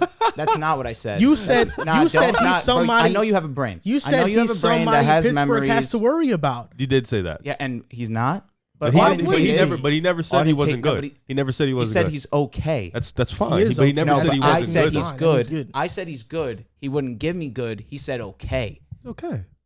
I don't get it. He's okay. So then Auden Tate is good? I don't. No, I think that's my issue. That's my issue. I get what you're saying. We got to go to the next topic. We're spending way too much time. So is Auden Tate better than Hollywood? As a vertical threat, no. He's not better than him as a vertical threat. Okay. Let's go to the next topic. But Marquise Brown is not somebody you have to worry about. But is Auden Tate somebody you have to worry about? Apparently. He hasn't played much, and that's my. But he's on Jamar Chase's level. And that's why pre-draft it was a big debate between Bengals fans whether or not they take Jamar Chase, because after AJ left, next in line was Auden Tate. Right. And he was supposed to be the next guy, but of course... When was he drafted? He was drafted in 2018. So, but of course, I think they drafted Jamar Chase more so because he had that connection with Joe Burrow. Okay. But that's why a lot of Bengals fans didn't want Jamar, because they thought Auden Tate was next in line. And their receiving core with Higgins, Boyd, and Tate would have still been really good even without Jamar Chase. So that's why, I thought Auden Tate was good, and I've been thinking that for a while. So on to the next topic, the Washington football team. Curtis Samuel has been placed on IR with a groin injury. And how big of a loss is this for the Washington football team not having Curtis Samuel? I think it's a big loss, but I wouldn't put it, because they still have Scary Terry. Antonio Gibson, I think he's going to take that next leap this year. And, Ryan Fitzpatrick is their quarterback. So I don't think, I think Curtis Samuel would have helped because, Scary hasn't had that second guy next to him, and he's still been putting up great numbers. Nonetheless, he hasn't done it with his consistent QB. He's still been doing his thing. But I think this team was really going to predicate on the defensive end, kind of like that. This team reminds me of that Denver team that won the Super Bowl when Peyton was on his last limb. He was talking about he couldn't feel his hands, and that defense carried them for the year. I think this Washington team is going to kind of be like that. This defensive line, this secondary, they're going to carry this team all year. It's on Denver's 2015. No, I'm not saying the defense is on your level, but it just reminds me of a team that, is going to be carried by their defense. The offense is going to be solid, but that defense is going to be that's going to change games for them. I understand. And I think Curtis Samuel, him being out, it's a bad thing, obviously, because, Ryan Fitzpatrick, he's still a guy who can make throws. He's a 50-50 guy. He can make them throws down the stretch, but sometimes he can lose you some games. And Samuel would have helped, but I think, still having Scary Terry, Antonio Gibson, and they got De'Ami Brown. They drafted him, so he can come in and he can be that number 2 for a while until Samuel get back. He might even surprise you and can stay at the number 2, but that defense, like I said, is so elite that the offense can take a little bit of a step back because that defense is going to carry them through wins. So how long is he going to be out for? Is it 3-week IR? It's probably 3 to 5. It's short IR, so it's probably not going to be too long. All right. So this is also another tough one because I think that obviously you signed Curtis Samuel, didn't go after other wide receiver free agents. That obviously this is a big loss for the football team. And I was high on this offense, especially because I think that Ryan Fitzpatrick is just a mindless QB in the sense of he trusts himself so much that he just doesn't think sometimes. He'll just throw the ball in there because he has that much confidence in himself. And Terry was going to benefit from that. Curtis Samuel was going to benefit from that. Logan Thomas was going to benefit from that. And Antonio Gibson is going to take a lot more responsibility in the pass catching sense this season too. So I definitely expect Ryan Fitzpatrick to elevate Antonio Gibson's game in that sense too. So now to talk about Curtis Samuel, it hurts, especially because of the dynamic season that he had last year, running and catching the football. Had over 800 yards receiving last year. Had about, I think, exactly 200 rushing yards last season too. He's just a jack of all trades type receiver, and so you would have liked to have that dynamic on your roster. But it's 3 games, and the football team is going to be carried, as you mentioned, by their defense. I have a little bit of a backlash on reminding you of a Denver, just because that Denver defense is top 5 best of all time. Not on the same level. Yeah, exactly. But I understand the sentiment behind it. The defense is going to carry them, but I'm not going to sleep on this offense. Again, I think Ryan Fitzpatrick is more capable than Alex Smith, more capable than Heineke, more capable than Kyle Allen. He's going to provide them with something they didn't have last year, and it's someone that's willing to throw the football deep down the field. So I think that it definitely hurts, but it's not going to kill them. I don't think this is a big loss. I think Curtis Samuel last year had a great year. He was phenomenal as a running back in the slot, in the outside. He played so many different positions, and he was a Swiss Army knife for the Panthers, and Joe Brady put him in a lot of positions to succeed.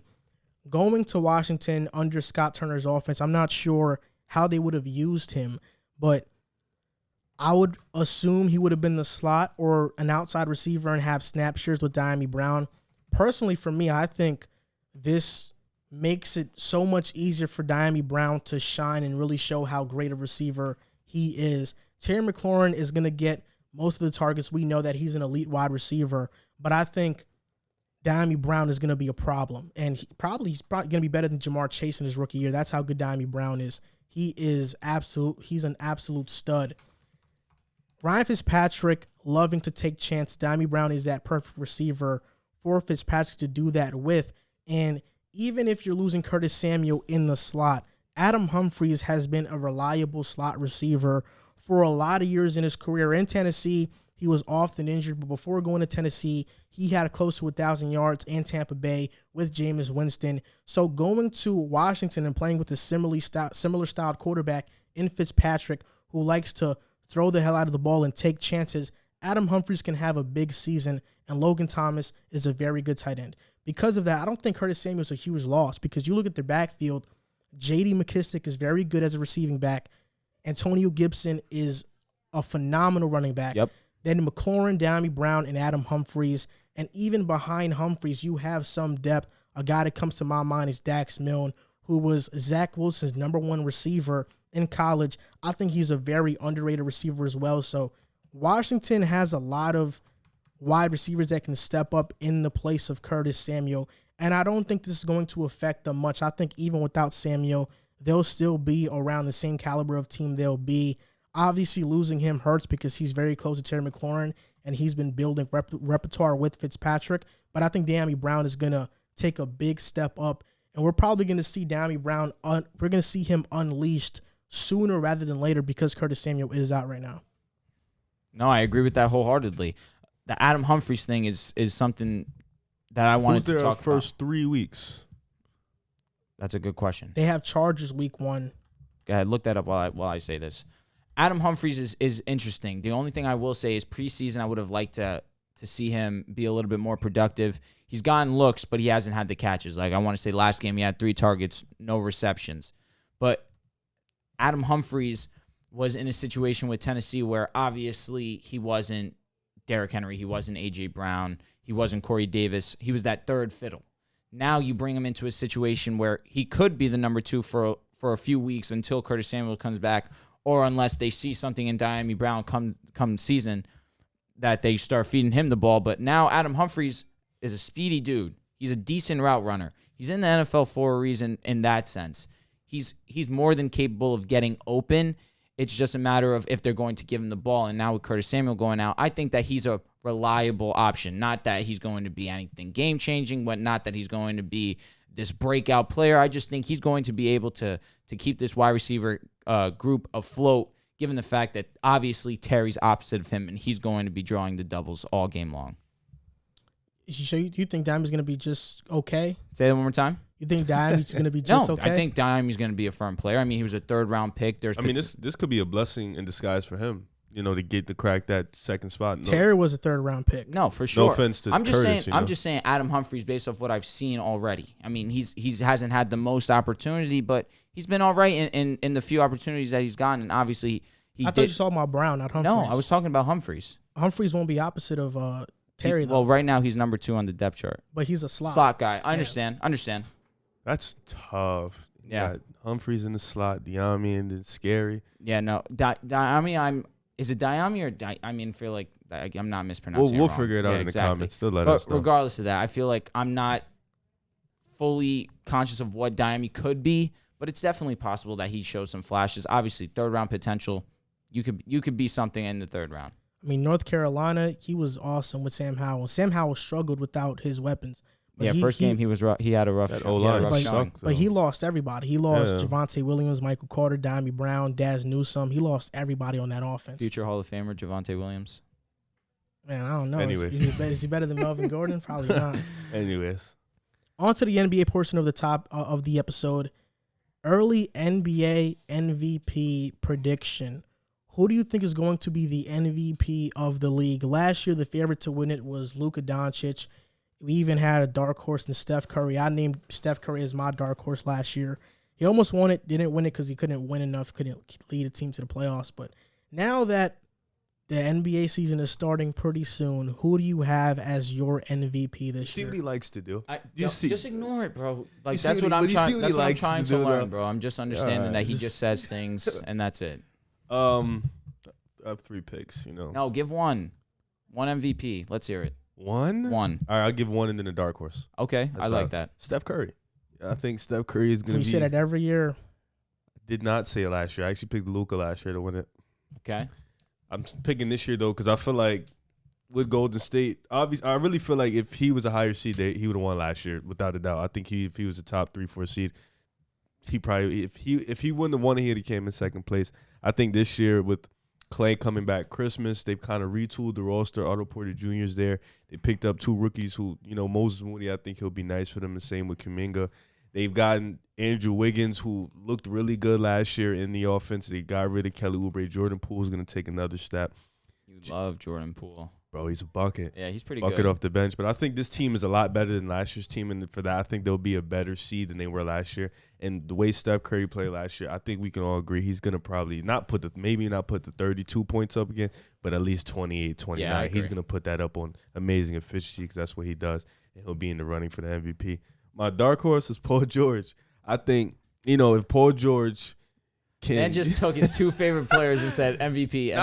Look though, if Paul George, right, can get him into a top 5 seed and he's putting up about 27, 28 points per game, and he is that Indiana Paul George, I definitely think he can be the MVP because that's what they're going to need from him. Kawhi's not going to be there for the season. They have a lot of depth, but they're going to need a star to play like a superstar for the season. Yep. And Paul George has the ability. We all know it. It's just can he put it together for a consistent amount of time.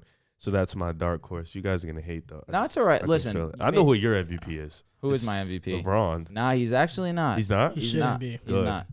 If anyone's going to be the MVP on the Lakers, it's going to be AD, personally, because he won't even play enough, but continue. So actually, I think the MVP is going to be Giannis. I think that after last season, he didn't receive the votes that he had gotten the previous 2 years because he had postseason runs that he just come up short, and he didn't look good and made the NBA's reporters look bad for saying this guy's the best player in the NBA when he comes into the playoffs and he's just not that same guy that he is in the regular season. But now that he has a championship underneath his belt, now they know he's that guy. They're going to be more willing to give him another vote and give him another MVP. Last season, he averaged 28 points, 11 rebounds, almost 6 assists, a steal. a block. He is as complete of a player as you can ask for, other than the fact that his jumper is just not up to par as it is as Anthony Davis, even though Anthony Davis did take a back, his jump shot regressed tremendously from regressed as a man. AD? Yeah. I can't agree with that. But jump shot wise, his shooting last year to 2020 definitely took a step back. But regardless of that point, Giannis still put up the numbers that he had been consistently putting up, and he didn't receive any love. And they gave the MVP award to Jokic, more than deserving of the MVP. But it's not like Giannis was a scrub or slouch that didn't do what he's been known to do in the regular season. But now, given the fact that he has won the title, the Finals MVP, I feel like reporters are going to be back, or Giannis will be back in these reporters' good graces, and they'll be more inclined to give him another MVP vote. And I just don't see him not putting up the numbers that he's usually going to put up. The team's going to be the same as it was last year. Giannis is going to continue to get better. I believe that he's going to continue to make strides in his jump shooting, and it's only going to improve his numbers points-wise, assists-wise. If he's going to be taking it a step back, they're going to change the defense or try and scheme differently, and it's just going to allow him to get looks for his other guys. So I think that will definitely be or have an impact on his game. Now, my dark horse, Donovan Mitchell. If Donovan Mitchell can stay healthy for a full season, we've seen what this man can do. And we saw how his team is going to be the 1 seed. That definitely plays into account when it comes to MVP talks. And Donovan Mitchell puts up the numbers. He averaged 26.4, 4.4 rebounds, about 5 assists. Defensively, average a steal, could be a little bit better, but offensively, he's one of the best 2 guards in the game. He's super athletic. He's got an amazing jump shot.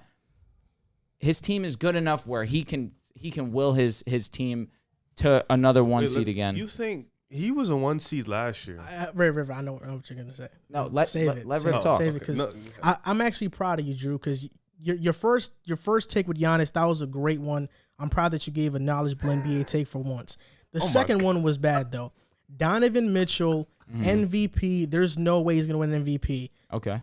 Last I said year, dark horse. I'm not allowed a dark horse? Well, dark horse is basically he's your runner-up guy. Explain. But dark horse is like if I had out of nowhere. It's a sleeper pick. Exactly. Last year. Yo, watch how you talk on my name, bro. Last year. Because you've made some questionable. RJ Barrett's going to be this all-time great player. I said all-star. He's going to be an all-star for sure. He's going to be an all-star. Okay. He's 17 points at 20 years old. I think that's a pretty damn good player. Giannis can't be the main player on a championship team. I mean, I said that's mostly due to scheme and coaching. No. Always a route that you got to go. Skill. It was a skill. Oh, we know what Giannis is. Chris Middleton and LeVert on the same level. I think it's really close. No, it's okay. I think it's very close. Go on to your point. Wait, Rick. Last episode, because we're going to talk about Ben Simmons later, so I wanted to save it for that. You said Shea was better than Ben Simmons. You said Ben Simmons was better than Shea. You definitely did. 1,000% you said that, which was the dumbest mistake you've ever said. When did I say that? Pull up the next. I was just watching the video. I'd have you it. You did. You just said it. Okay. And he said to take Ben Simmons over Fox. I 100%. I'm upset at myself. Oh, so you take it back. Fox is better than Ben Simmons for sure. Oh, so you're allowed to be wrong, but I can't. I understand. You're never wrong. You never admit when you're wrong. I always admit when I'm wrong. I'll admit when I'm wrong all the time. But just go on to whatever you're gonna say, bro. Just don't get personal. Just go, I'm not bro. wrong often. That's really the thing about bro, me. I just named 3 off the top of my head that you're just egregiously wrong. But again, go ahead. The Giannis thing, I admitted it though. He did. You had no choice. It's not that I didn't have a choice. You had no choice. I could have doubled down on it if I wanted to. And you would have looked dumb. But Riv, last year, throughout the NBA season, we were banging on the table for Donovan Mitchell to get recognition for the MVP. Sure. He was the number 1 seed. We said, how was this guy not in the MVP conversation? He wasn't even top 5 at the time, being the number 1 seed with Utah playing as great as they were playing. At the time, they had an 11-game win streak, and he still wasn't in consideration. Yep. So nothing can change the fact that Donovan Mitchell, because he plays in Utah, is not going to get that recognition. And nowadays in the NBA, to win the MVP, you have to have triple-double like numbers. With Luka putting up 29, 9, and 9, Mitchell, it's not good enough for him to put 26, 6, and 4. Because of that, he won't be in that MVP conversation. But Giannis was my pick because I think now that fans and voters and media guys don't have voter fatigue over Giannis because he's won a championship, albeit beating a injured Nets team. Giannis last year should have been a top 3 MVP candidate, but because of the numbers and the voter fatigue that happened with him, he wasn't in that discussion. So who would you have took out? Curry. I knew that was coming. Because he didn't win. That's fair. He didn't win. Giannis was the 2nd seed in the Eastern Conference. Or third. He was the third seed. Yeah. The Bucs were the 3rd seed in the East, and he was putting up 28 and 11. Because of that, he should have been in that conversation. He was putting up close to Joel Embiid numbers, but because voter fatigue, he didn't get that consideration. But now this year, coming off a championship, who's going to be MVP? You know, most of the top players are teamed up with each other. LeBron won't be in consideration. AD won't be. KD, Harden, Kawhi is hurt. So, like, Steph is the only guy in the top 5 that can even be in the conversation next to Giannis because he's not playing with another superstar player. And my other pick would have been Jason Tatum, though. What about Jokic? I think Denver falls off without Murray. And I think Jokic would have never won last year if it wasn't for Embiid getting hurt. And Jokic was another guy that we thought should have been the MVP last year. He didn't get his respect until Embiid went down. Yeah. But we were talking about Jokic the entire year. I think Tatum is a good pick. He just has to keep them, you know, as a top 3-4 seed. That's the hard part. Mm-hmm. You know, if Boston can finish as a 3 seed, then I think he can win MVP. You know, and that's the same thing with Luka. Maybe Trae Young can be in that conversation if Atlanta is that great of a team next year. But if he's not, then you know he's not gonna be in that MVP So conversation. Tatum's a good MVP pick in your opinion, but Donovan Mitchell isn't. The only reason Donovan isn't because of where he plays. Even Devin Booker was getting more MVP love. But I don't understand that where he plays. Utah, he plays in Utah. They were the number 1 seed last year. Statistically, Utah was putting up record numbers for a team. He wasn't even top 7 or 8. I think Julius Randle was getting more MVP. He also love. didn't. He missed a decent amount of games. That was after. Yeah, that was after the fact. Donovan Mitchell throughout the season, he wasn't getting no love. Because but why though? But understand what I'm saying. I understand what you guys are saying in that sense. He's getting no love, but he's still a good player. He still puts up. I think he's phenomenal. But that's what I'm not understanding. Are you trying to knock me for saying Donovan Mitchell is going to be the MVP because reporters aren't going to give him votes because he plays in Utah, and I'm supposed to take that into account? No, we're confused. Or am I solely taking into account his basketball abilities and what he actually does on the court? We're confused because he did everything he could to be the MVP last year. He didn't get top consideration. 10. I understand that. So what is he going to do this year? I mean, he still averaged 26, and his team is still good enough to still. Well, you're mentioning everything that's given. We know that. But exactly. But last year he wasn't. Last year he wasn't in the MVP conversation. At any point of the season. No, I understand. At any point of the season, and you're talking about injuries and stuff, Donovan Mitchell was healthy for the majority of the year, and that was when Utah was great. When he went out, they continued to win, but they weren't as good. But even before his injury, he never got a top 5 MVP consideration. He was never in that top 5 conversation. Trust me, we was trying to. So let me ask you something. Last year he averaged 26 points per game. So is him averaging 28 a game gonna be the difference with him being in MVP conversation? I feel like if he brings it from around 28 to 30, his team's still the number 1 seed. I mean, it's not out of the realm of possibility. Utah team, I don't think. I that's a good point. But Utah was by far the number 1 seed at that before Mitchell got hurt. They were by far the number 1 seed. For sure. So you're saying that this year you expect Utah to be the same team, number 1 seed by far? I'm saying it's possible. I'm saying it's a possibility. So what for him? But we've seen Mitchell be the number 1 seed by far, put up 26 points. He also did miss 19 games last year.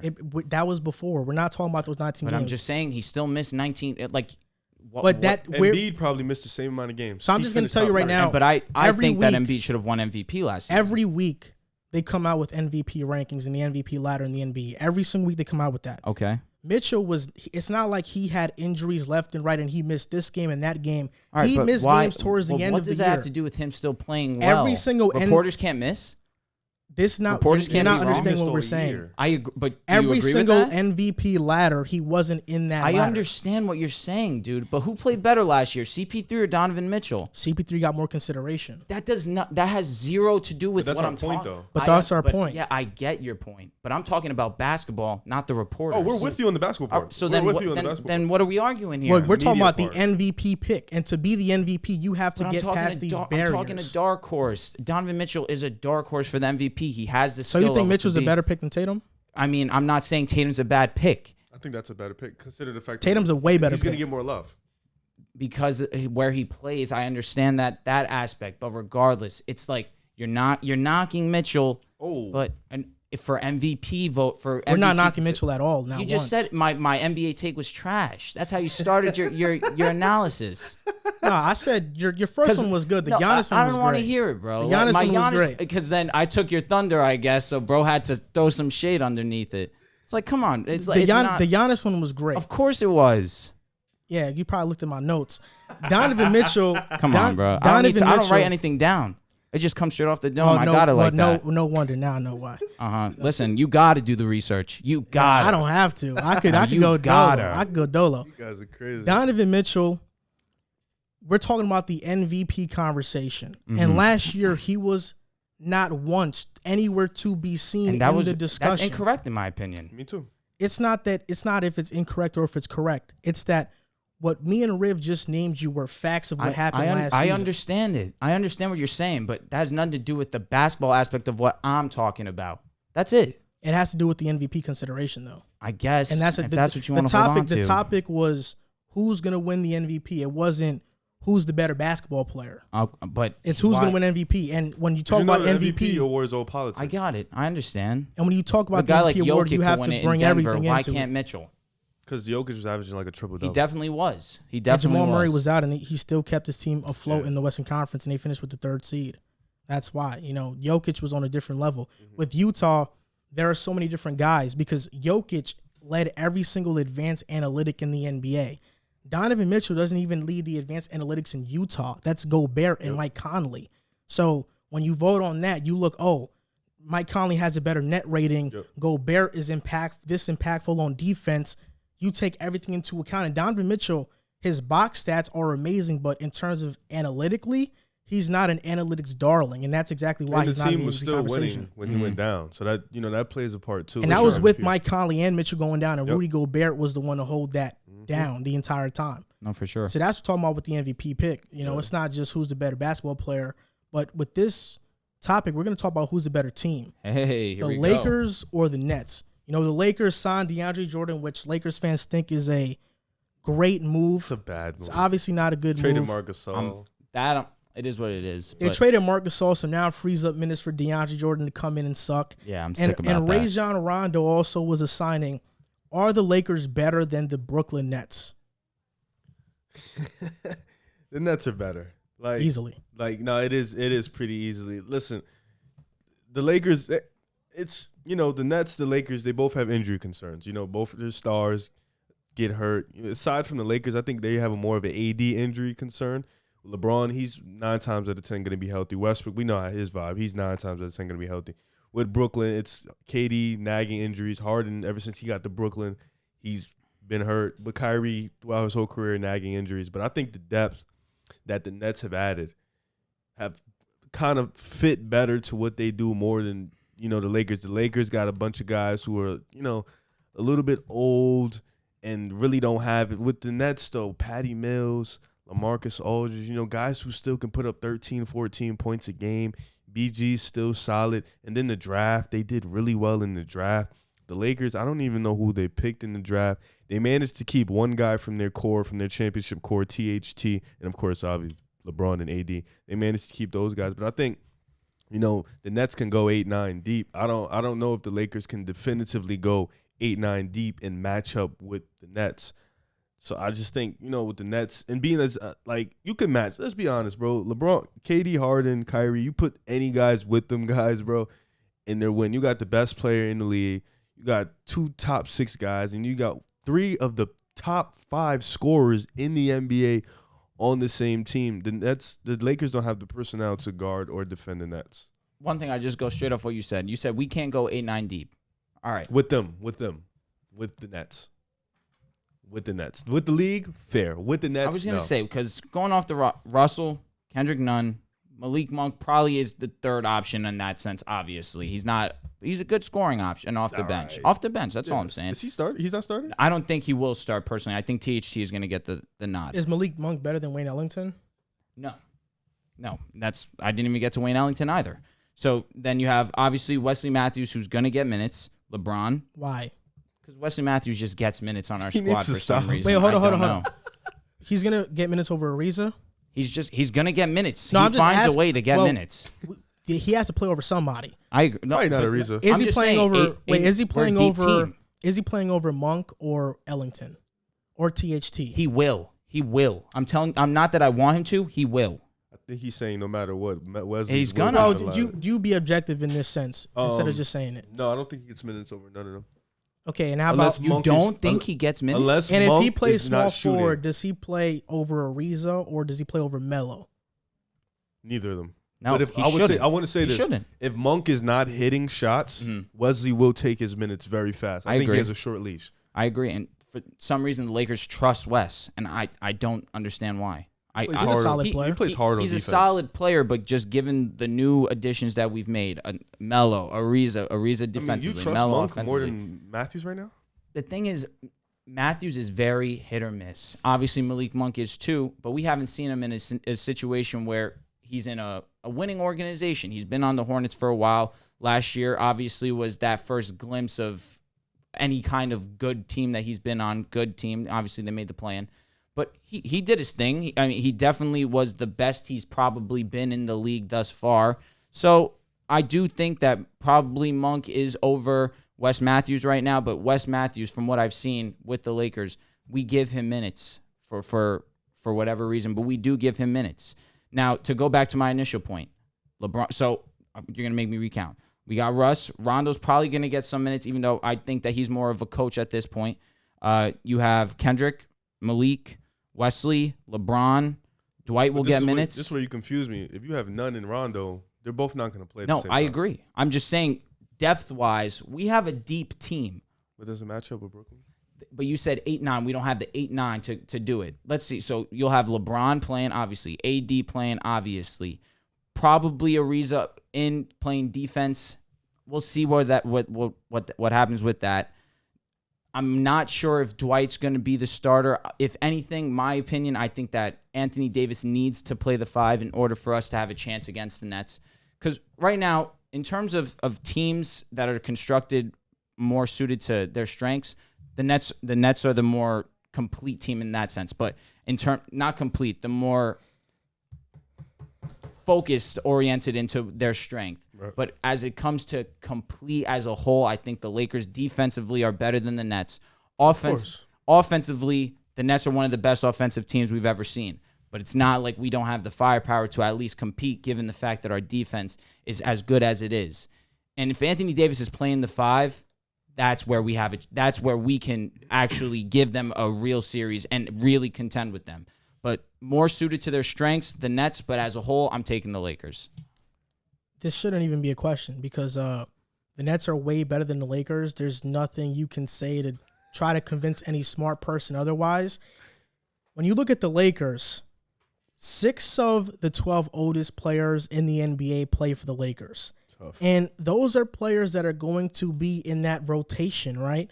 You have Ariza is one of them. Gasol just got released, so now he's not there. He got traded to Memphis. I'm upset about that because he was the only big that could actually space the floor for us, other than AD. But you look at the Lakers, their starting lineup is probably going to be a mess. They can't figure out that center position. If AD wants to play it, he could play it, but he hasn't been wanting to play it his entire career. When we won the championship, he played the 5. I think he'll play in the playoffs. That's all he needs to do.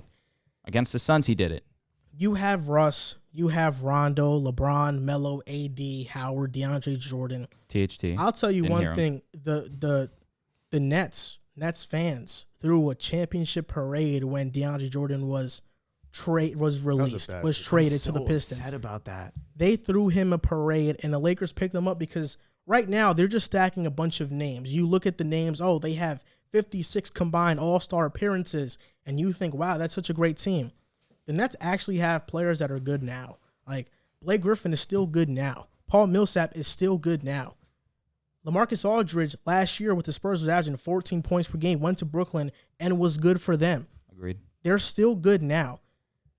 AD last year was phenomenal in the playoffs, and his crazy efficiency had a lot of people thinking about what he could be the following season, me included, because he shot close to 40% from three in that playoff stretch. But the reality of AD is that he's not a great outside shooter, at least three-point shooter. I agree. His career average is 31%, and this past season he shot 26%. So you're telling me you're surrounding LeBron with Russell Westbrook, who is not a 30% three-point shooter, AD, who is a career best 34% three-point shooter, then who else? Trevor Ariza or Wayne Ellington and some of these guys. This is just he doesn't even shoot over 30% from three. This is such a discombobulated roster, and the same thing that happened this past offseason is going to happen this offseason. Last offseason, they got Schroeder. They got Montrezl Harrell. And what did everybody say? The Lakers won the offseason by far. Then the playoffs come. The Lakers have their injuries, whatever you want to call it. They don't look so good against the Suns. AD goes out. Even during the season, they had some rough stretches when LeBron was out. They couldn't score at all. Yep.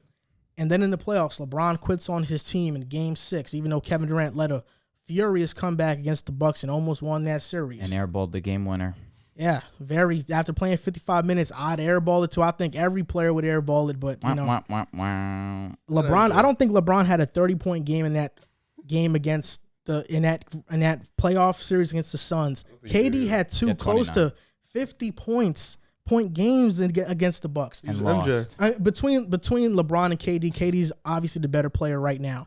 But talking about the Lakers, just like this offseason, they're getting all these players, and everybody is praying and hoping Carmelo, could win a championship, because everybody wants to see Melo win a championship. I'm a Knicks fan, me included. I want to see Melo win a championship. But the bottom line is that when the playoffs come, we're going to be sitting at this table and saying, man, LeBron has no help.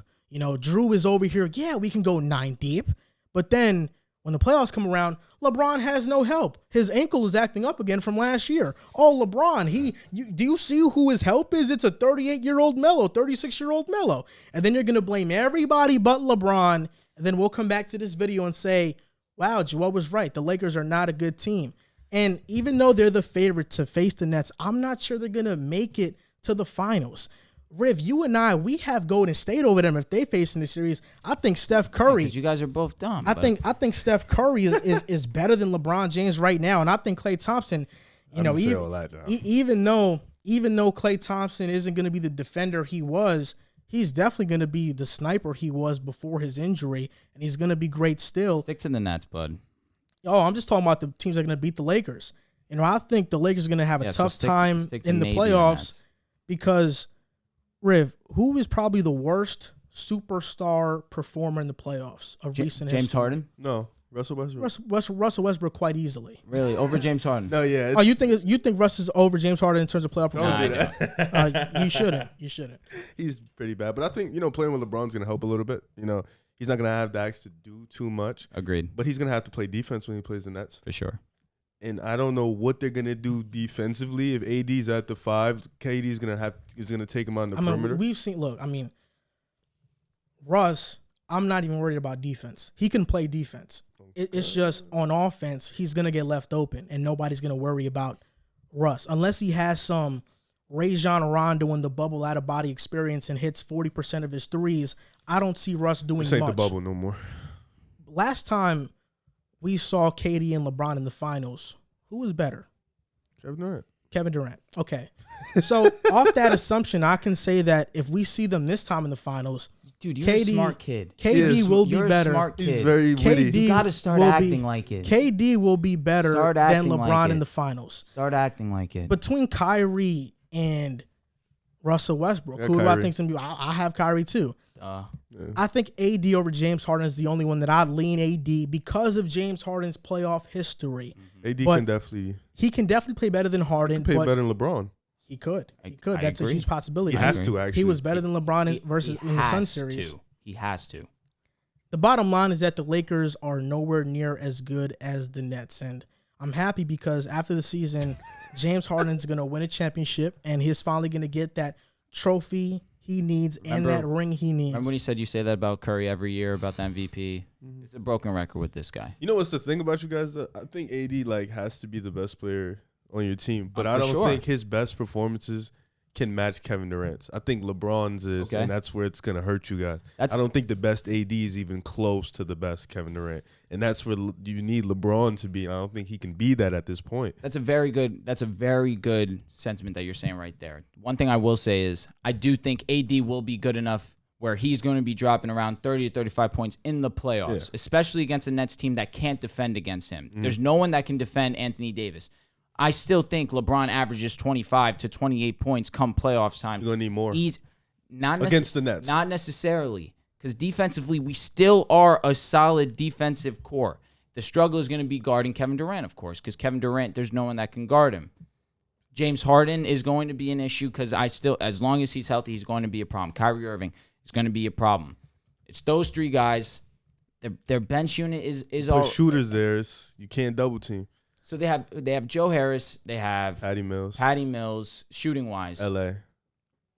I'll probably put LA and Patty out there. I trust Patty more in the playoffs than Joe. Because when Anthony Davis starts cooking Kevin Durant, LaMarcus Aldridge is gonna be forced to come in. Or Blake Griffin's gonna be forced to come in. One of these guys. So what's gonna happen? KD's gonna move to the 5, and the Lakers have the advantage. They're gonna let AD and KD go bucket for bucket, and we know who's gonna win.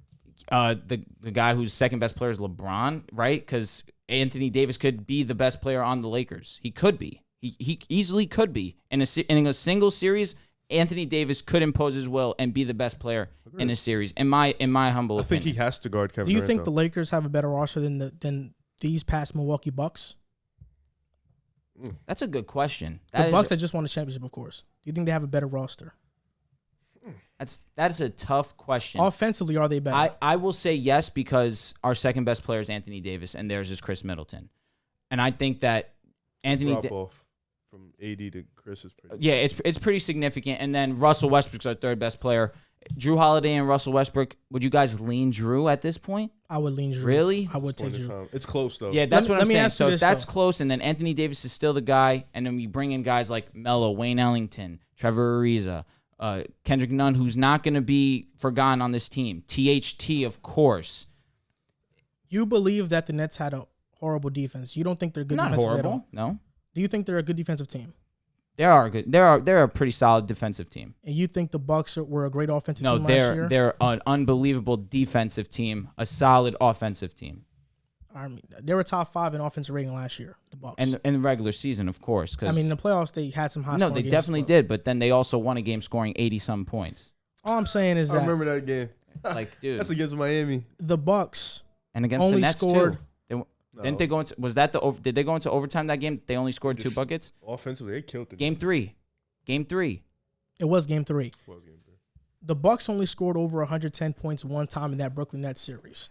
If the Nets can do their best job containing Giannis, and as much as they can, I think they'll be pretty good against AD, especially since AD doesn't play the way Giannis plays. Understand. Giannis is a bulldozer to the basket. AD is more finesse player. He's gonna settle for mid-range jump shots. Mm-hmm. He's gonna do his thing at times. He can make them. No, he can, but he's gonna settle for those jump shots. I understand what you're saying. And if you have a player like Paul Millsap who's gonna be rough with him, I'm not worried about Paul Millsap.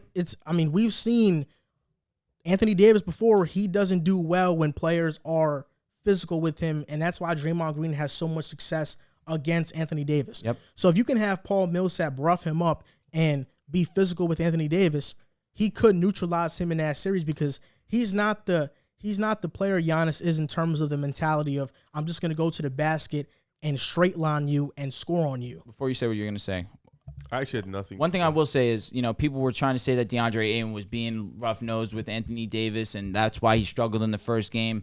The next 2 games, he goes and he gives him 34, back-to-back games. Did people say that? No, actually, now I have something to say. It's different. AD is going to kill a 7-footer who's slow on his feet. The reason why Draymond is so good on I'm not him, saying Draymond. No, I'm saying like just the reason Paul why Millsap? Paul Millsap is a good defender. Smaller bigs better defend AD because they're quicker. That's why they get rough with him because they're quick on their feet where they can stay with him. But you understand what I'm saying with Deion? Yes. Yeah, okay. I get what you're saying, but he's bigger. He's a little slower on his feet. AD's going to be the slow guy. He's going to take you out. Sure. And versus Milwaukee, the Nets virtually couldn't go into a zone-type defense because of the shooters they have. Yep. Against the Lakers, that's very easy to do, especially because of Ross. You can double. That's the only thing killing you guys. You can double LeBron or AD at any point in the game because Russ is going to be left open. I'm not going to be ignorant. I am concerned about the three-point shooting, but I think Melo is going to be a good three-point shooter for us. I think that Wayne Ellington is going to be a good three-point shooter for us. I think Anthony Davis needs to go back to that 2020 three-point shooter that he was. If he is that 33%. I mean, that's better than I think 33% is cool. I'm fine with that, especially the fact that he is as much of a force as he is as a big man. Whatever he wants to do on the post, his mid-range game is still one of the best for bigs, arguably the best for bigs. I am concerned about the three-point shooting. I would like to go see us before the trade deadline, obviously, sometime during the season, go out and make a move for a three-point shooter because that's our weakness. And obviously, the Nets' biggest strength is their shooting, but I still I'm firm on our roster right now. You mentioned that I'm going to be pressed about it come finals time. I've already been. You guys got to get there first. That's the Nets too, because the Nets were supposed to be certified finals bound last year. The only thing that's stopping them is health. The only thing that's stopping you guys is some light-skinned dude from the Bay. Yeah. My God, come on, bro! Like that all banks on Klay Thompson. That all banks on Klay Thompson. It does, but we have an AD stopper, so we do. Draymond is an AD stopper. He's the only. He's really good at it. So. And they have Wiggins to guard LeBron. Wiggins and you have was great on Westbrook. LeBron. Steph is gonna. Anyways, continue. He's gonna kill Westbrook. Yeah, continue what you're saying. I really have nothing else to say. I'm firm with the roster that we have. So you're I'm fine saying. with the roster, like you did. No. I want a 3-point shooter. I'm saying right now, as is, it's not a bad roster. We're gonna start. Yeah, exactly. It's a really, really good roster, and as a whole, it can compete with any team in the league. Okay. But in terms of a 7-game series against the Nets, our weakness is what we need is shooting. So call the series right now. I think that right now, as is. Like I said, Nets are more constructed towards their strength, and our strengths right now are a little scattered, even though it is defense, but it's not everyone that's honed in on defense. So preseason, you have Nets. I'm probably 6. Yeah, exactly. Nah, Nets in 7. So you think LeBron loses a game 7? I didn't take that into account either. So if anything, Nets in 6. Okay. I'm glad you're on the Nets bandwagon. I mean, that's what you want to say, but Lakers could be any team any given night. And in a 7-game series, I'm not down in LeBron. 7-game series or in Game 7? 7-game series, I'm not down in LeBron. So you didn't doubt him in Phoenix versus Phoenix? You didn't. You was fully confident. That's my favorite player. Obviously, I'm not going to lose faith in my guy who's never failed me ever. He failed you in 2011. Hey, got to live with those. You live with those. It is what it is. Shaquille O'Neal and Charles Barkley were on a podcast together, and they talked about Ben Simmons. And 2 L's. Charles Barkley said that he was disappointed in Ben Simmons because he got a $200 million contract and he hasn't gotten better. And then Shaq said to Ben Simmons, he talked to him directly and said, "You're not that good. You're not great. You're not that good." And what do you think about that? What are your thoughts on Charles Barkley and Shaquille O'Neal calling out Ben Simmons? And Ben Simmons also, there was a report that came out from Brian Windhorst. He was on The Jump and reported this, that one of the messages that Ben has sent back towards Philly is that it's not his job to fix his trade value. It's not his job to correct his trade value or raise his trade value. What do you think about that, Riff? This guy has become a full-fledged diva.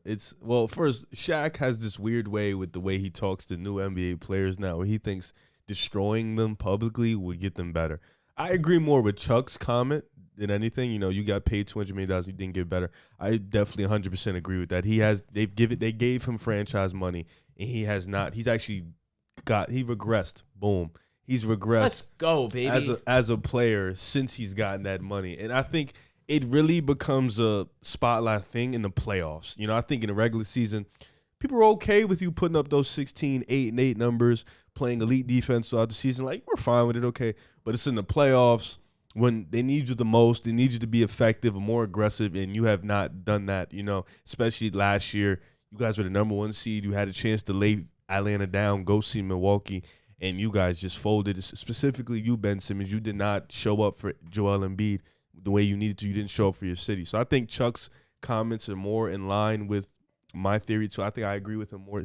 Shaq, he just be going crazy, but I think didn't you say something about Mitchell last year too? Something? Yeah, and then he tried to double down. He's a weird guy, but Shaq, go all that good stuff. For sure. But in terms of Ben texting Philly like that, yeah, he's a diva, man. I don't know what his problem is. This is all his fault. You have done this to yourself as a player. Now, Philly's a tough city. The Eagles are tough. The Sixers are tough. They done put Carson Wentz in the dirt, Donovan McNabb in the dirt. They done T.O. dirt. They done Embiid dirt. They done Ben dirt. Like, they done players dirt. They even bashed AI for a little time. Like, they've done it to every great player. That city is a tough city. So the fact that you think you're above it when you're not Embiid, you're not AI, you're not Donovan, like, you're not these players. Yep. You're barely over Tobias Harris at this moment in time. So the fact that you think you're above and beyond, you're this high caliber LeBron-like player, is a really weird thing. I think he needs to take ownership of what he's accomplished. Don't get me wrong. We all believe you can be a great player. You have the tools, but he needs to take ownership of his wrongdoings and what he's done in the past and why he's in the situation. And it's his job to make the situation better, because the reason his trade value is low is because of his play on the court. Mm-hmm. Yeah, this is tough for me. I know. It's tough for me, to be honest with you guys. I love Ben Simmons, and he's making it really hard to be a fan of his personally. It breaks my heart. But end of the day, he's a man making his own decisions, and I couldn't have said it better. He's being a diva. He's acting as if he's bigger than basketball right now, that he's bigger than the organization. And, some players are. Some players are bigger than the organization. You have those once-in-a-generation type players. Ben's not that. Not even close. Especially not at this point in his career. He's not that. And the quote of "it's not my responsibility to increase my trade value," that couldn't be more opposite. It is your play dictates what you're worth. Yep. So obviously they coincide one another. So to what you said about Shaq, I'm old school in the sense of I don't mind you telling me I'm bad, because that's just going to make me go into the lab and get better. Not all people are like that. Like I was saying about the Gen Z, you're going to make us look bad about the not hard work with the Belichick situation, right? Ben Simmons is epitomizing Gen Z. He's more backing away from a challenge because someone's finally pressuring him. He's had the tools. You said he has the tools to be a great player, an all-NBA player, which he already has been, a defensive player of the year candidate, which he has been year in, year out. And when you're not utilizing your gifts and not taking these talents that God gave you and are putting them to their maximum potential, you're wasting not only your time, but the money, the effort that these guys have put into you. And I do still think that Ben, wherever he decides to go, he will be a not successful is the wrong word. He will be a good basketball player. But whether he'll exceed whatever he's been lately, it's going to be tough, especially with what he's done to himself in the media and how people are going to perceive him for the rest of his career. It's going to be a lot for him to overcome mentally. And from what I've already taken out of this past off season, he's not tough when it comes to this, to the mental aspect of it, because people listen to us, so people can't see that I'm pointing to my head. But I definitely worry about Ben Simmons' future. And I want him to stay with Philadelphia because I want him to prove to not just the Philadelphia fans, but NBA fans, that he can persevere through adversity. And this is one of those times where greats have been tested. Shaq left. Kobe struggled for years. Kobe can't get it done without Shaq. Kobe goes. Here's the noise. Goes and wins 2 championships. LeBron loses in 2011. He'll never be Mike. He's not that type of player. Comes back 2012, wins. There's just moments that even Kevin Durant, I'll give him his respect. Loses 3-1 down. there's talks. Loses 3-1 down. Let me finish the statement. Loses 3-1 down to Golden State. Comes back the next year. Goes 1-on-1 with LeBron. Wins the championship. Whether it was right or wrong, whether that decision that he made was the good one, I won't side with. But he still got it done. There's things you have to prove to people. Ben was compared to LeBron James. He had this expectation of being great. There's moments where you are challenged with a task that you need to overcome. And some can mount up to that pressure, and some completely crumble. And that's all on Ben. You had a problem with Shaq's statement? A little bit. I didn't have a problem with it at all. I didn't like the way he just came out like that. I get what you're saying, because it's hard, especially when an all-time great legend, someone whose word is so solid in the NBA, means so much to the future generations of the game, that he's tearing you down. That's inspiration to so many players, and he's knocking you. I get that. Wait, so I got a question for you, actually, a better one. Do you think he was wrong? He was wrong in not saying he's not a good player. He said you're not that good. He could have said it a better way. But I agree with was that. he wrong or was he right? He wasn't wrong. He was right. He was wrong in his delivery. But he wasn't wrong in what he was saying. He could have said it a better way. So because he was right, that's why I don't have a problem with his statement. That's I think fair. the Donovan Mitchell statement, he was wrong in what he said about Donovan Mitchell. That's why people had a problem with it, because he's already showcased himself in playoffs. I got a question for you, Drew. Let's hear it. So obviously all of this turmoil and drama around Ben Simmons is around his performance in the playoffs. Yeah. Shaq and Charles Barkley are making these comments because he didn't perform in the playoffs. Yep. After that playoff series, you were an adamant defender of Ben Simmons. What I mean, I was. So from this point to that point, What's changed? From that point to this point, what has changed in your perspective? Because he hasn't played a game. No, for sure. So do you still stand by his performance in the playoffs? Because Riv and I were knocking on the door that he played awful. Yeah. And you said he wasn't that bad. That's incorrect. Because you said No, you said he had 13 assists. I'll tell you what I said in the game 7. I said that he did not play well. He did not, because obviously scoring wise he was not aggressive. He cost the team in multiple he didn't play facets. as bad as what we thought he played. And I do agree with that still.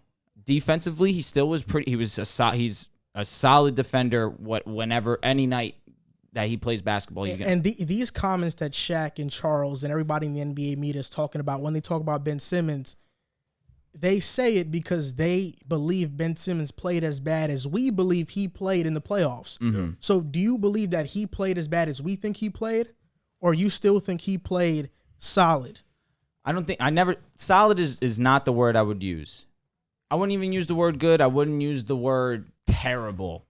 He didn't play well. That's what I would say. He didn't play well because there's a certain expectation of Ben Simmons. So what has changed in your view of Ben Simmons? The way that he's allowed himself to be perceived, his attitude towards the game. There's people that have folded that I will still stay. Exactly. And have I not come full circle with him? Paul George was one that I thought mentally was not all there, that needed to when he was being challenged to overcome. That's exactly a perfect explanation of what I was saying before. There's the allegations that Paul George come playoff time is not that guy. So what happens? He's asked to be the number one option on the Clippers team. He beats the number one seeded Utah Jazz. He goes and plays the Phoenix Suns and still plays at an extremely high level. Paul George answered critics. Paul George gained respect, and he did that with his basketball play, not saying anything, just letting his straight-up skills do the talking. Ben Simmons is letting his talking do the talking, and that's the issue, and that's the problem I have, and that's what's changed. But also the difference in the Paul George situation is that bad playoff performance was more due to how he played in the bubble, correct? And against Utah, there's just been moments where he just hasn't had a great series. Utah, not this most past one. I get what you're saying. Exactly. So in that bubble, when he openly said that the reason why he couldn't focus is because of his mental health and how he felt towards that, you didn't think that was a good enough excuse to say Paul George gets off the hook for that? Now, mental health is definitely a strong issue, and I understand people going through any type of tough trials and tribulations. But every single player deals with mental adversity. There's certain challenges as an athlete that are put upon you once you take that professional leap. You sign that contract. You sign cameras being in your face 24/7. You sign when you become a superstar, because when you become a superstar, that just multiplies times 100. But when you are at a certain level, there's things that come with it, and whether you can overcome those situations. No, I get it about overcoming it, but you think that even though he came out and said that this is why I didn't play well, this is why I couldn't focus on the game, you still critique him for his performance. Well, there was still, I mean, he didn't play well, but then you know what he did? And that moment right there is why you labeled him a playoff underachiever. Not just that moment. There's multiple points besides that. Can you name one? Like I said, against Utah. But he had a shoulder injury that series too. Okay. No, it wasn't that one. No. Portland. Against Utah, he had it too, though. Yo, everything okay? Not yet. Everything's okay. I'm just asking you. He had one against Utah? Yeah, first round against Donovan Mitchell in his rookie year. Really? He had a shoulder injury? But that was the one that Joe Ingles gave him fits? Joe Ingles was good, but Paul George was the best player on OKC. No, I agree, but I didn't know he had a shoulder injury. I thought it was just against Portland. It was against Portland. Did you look that up? Oh, okay. I'm just making sure, because I'm not the only one in the entire world that looks at Paul George and thinks after his time in Indiana, there was time that Indiana series against LeBron when he was by himself. Paul George had a strong chance to win that series and lost. It's not like he hasn't had opportunities in the past. You mean the series where CJ Miles took the game-winning shot and he wanted the shot? He still lost. What does that have to do with anything? LeBron wasn't by himself. I'm asking. He was with I'm genuinely asking. Remember when you said we went 7? Was Paul George on that squad? That was Victor Oladipo's That was Victor. squad. That wasn't. Okay, Paul George was on the other side losing to Utah. Understand. So when he lost to LeBron, Kyrie, Caleb were on the team. Yep, for sure. All right, I got my times mixed up. But yeah, there's been moments where Paul George hasn't been the Paul George that he was that first go around with Indiana when LeBron was on the Heat. And that's the Paul George that I remember being that type of caliber player that I thought he would be for the rest of his career. Then he struggled. He had some moments where he was not the Paul George that everyone was accustomed to. Yeah. But he had a challenge and he overcame it. Ben has a challenge, and whether he overcomes it or not is the question. And right now, from the way that he's approaching it, I strongly doubt that he's going to overcome it, because half of the game is mental. More than half of the game is mental. How you carry yourself up here is strongly influenced on your play on the court. And if you're not tough mentally, you're gonna fail. That's just how life goes. And anything, we're doing a podcast. You know, if I'm not all up here and my words are getting all jumbled and I'm doubting myself when I talk, that's an issue. But if I'm confident in what I'm saying, whether it's fact or fiction, as long as I'm confident and I'm feeling good about it, there's no one that could tell me anything. Now, Ben Simmons is put in a similar situation where now he's in a similar situation where obviously he's making $200 million, he's playing basketball for a living, but he's in a situation where he's being pressed and he's being challenged as a weak-minded individual, and he needs to overcome that. And that's the only thing that's changed for me, is him coming out and being vocal and sounding like a little girl.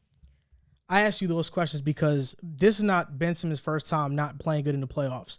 He played bad against Boston when they had Jason Tatum, Rozier, Brown, and a rookie Tatum got past them. He's still young. He's a young player still. Ben Simmons, in every single playoff series that he's been, we have been left in that series wanting more. Mm-hmm. Even in the first round versus Washington, they got past Washington fairly easy, but we still looked at Ben and said, why is he not doing more? The bottom line is that Ben's trade value is 100% on him because he shot 34% from the free throw line. He only took 3 shots total in Game 2. In Game 3, he took 8 shots. In Game 4, he was 1 for 5 from the free throw line. Game 5, 4 for 14, and he took 10 shots total in Game 6 and Game 7. How many shots did he take in Game 4? I'm just curious. He was 1 for 5 in Game 4. He took about 7 shots in Game 4. Ben Simmons was not good that entire series, and that's why I asked you, because we've been on this boat since the minute it started. When Ben Simmons was playing bad, we said it on this podcast multiple times, and that's why we came up with that question of who would you take over Ben Simmons? Mm. And at that point, I said I would take OG Anunoby over Ben Simmons. I'd probably even take Dylan Brooks. I say that to say that Ben Simmons has always been a playoff underperformer, and you're right. he has been a diva, and it showcased the most that after Game 7 when he passed up that open dunk and he passed it, a reporter asked him why he passed up that shot. And what he answered with is that he said he always does that. He always passes to his teammates. He always looks for the open man. So instead of taking accountability for that situation, Ben Simmons instead deflected the question and refused to take blame. And these patterns have been happening. Ben Simmons ultimately deserves all the criticism he's getting because I don't believe it's a similar situation to a Paul George, because we have seen Paul George make the Eastern Conference Finals, face LeBron twice in the ECF, one time go to Game 7, one game away from going to the NBA Finals. We saw Paul George have a career-ending leg injury that would have ended most people's careers in the NBA. Paul George refused for that to happen to him. He came back just as good, if not a better player. And that's why I have a problem with people knocking Paul George's performance in a bubble, because that's really the only one point in his career that you can point to that he hasn't been so great. Every other situation, he's been manageable. He's been okay. And that's why I think there's a difference between Ben Simmons and Paul George. Paul George has already proved something in the playoffs where Ben Simmons has not proved anything in the NBA. He's been an all-star. He's been an all-NBA defender. But the same thing everybody always critiques Harden for, Westbrook for, and other great players, they talk about the playoffs are the only thing that matters. And thus far, Ben Simmons has never been great in the playoffs. You can't name one moment that Ben Simmons has shocked you in the playoffs. When Jimmy was in Philly, Ben Simmons wasn't good. He was relegated to a backup lead guard role to Jimmy Butler. Ben Simmons versus rookie Tatum and Rozier and Brown. Ben Simmons or Jimmy Butler? Like that's obvious. At that point, Ben Simmons was supposed to be the guy. Yeah. At that point, he was supposed to be the guy. And that was Ben Simmons' career year. So what's next for Ben? At this point, it's obviously a new start, and I think it's not in Philly. So we don't expect him You're to play. You're saying Ben's never had a good game in the playoffs? No, he's never had a great moment in the playoffs. I mean, he had 31 in 2018. When did he do that?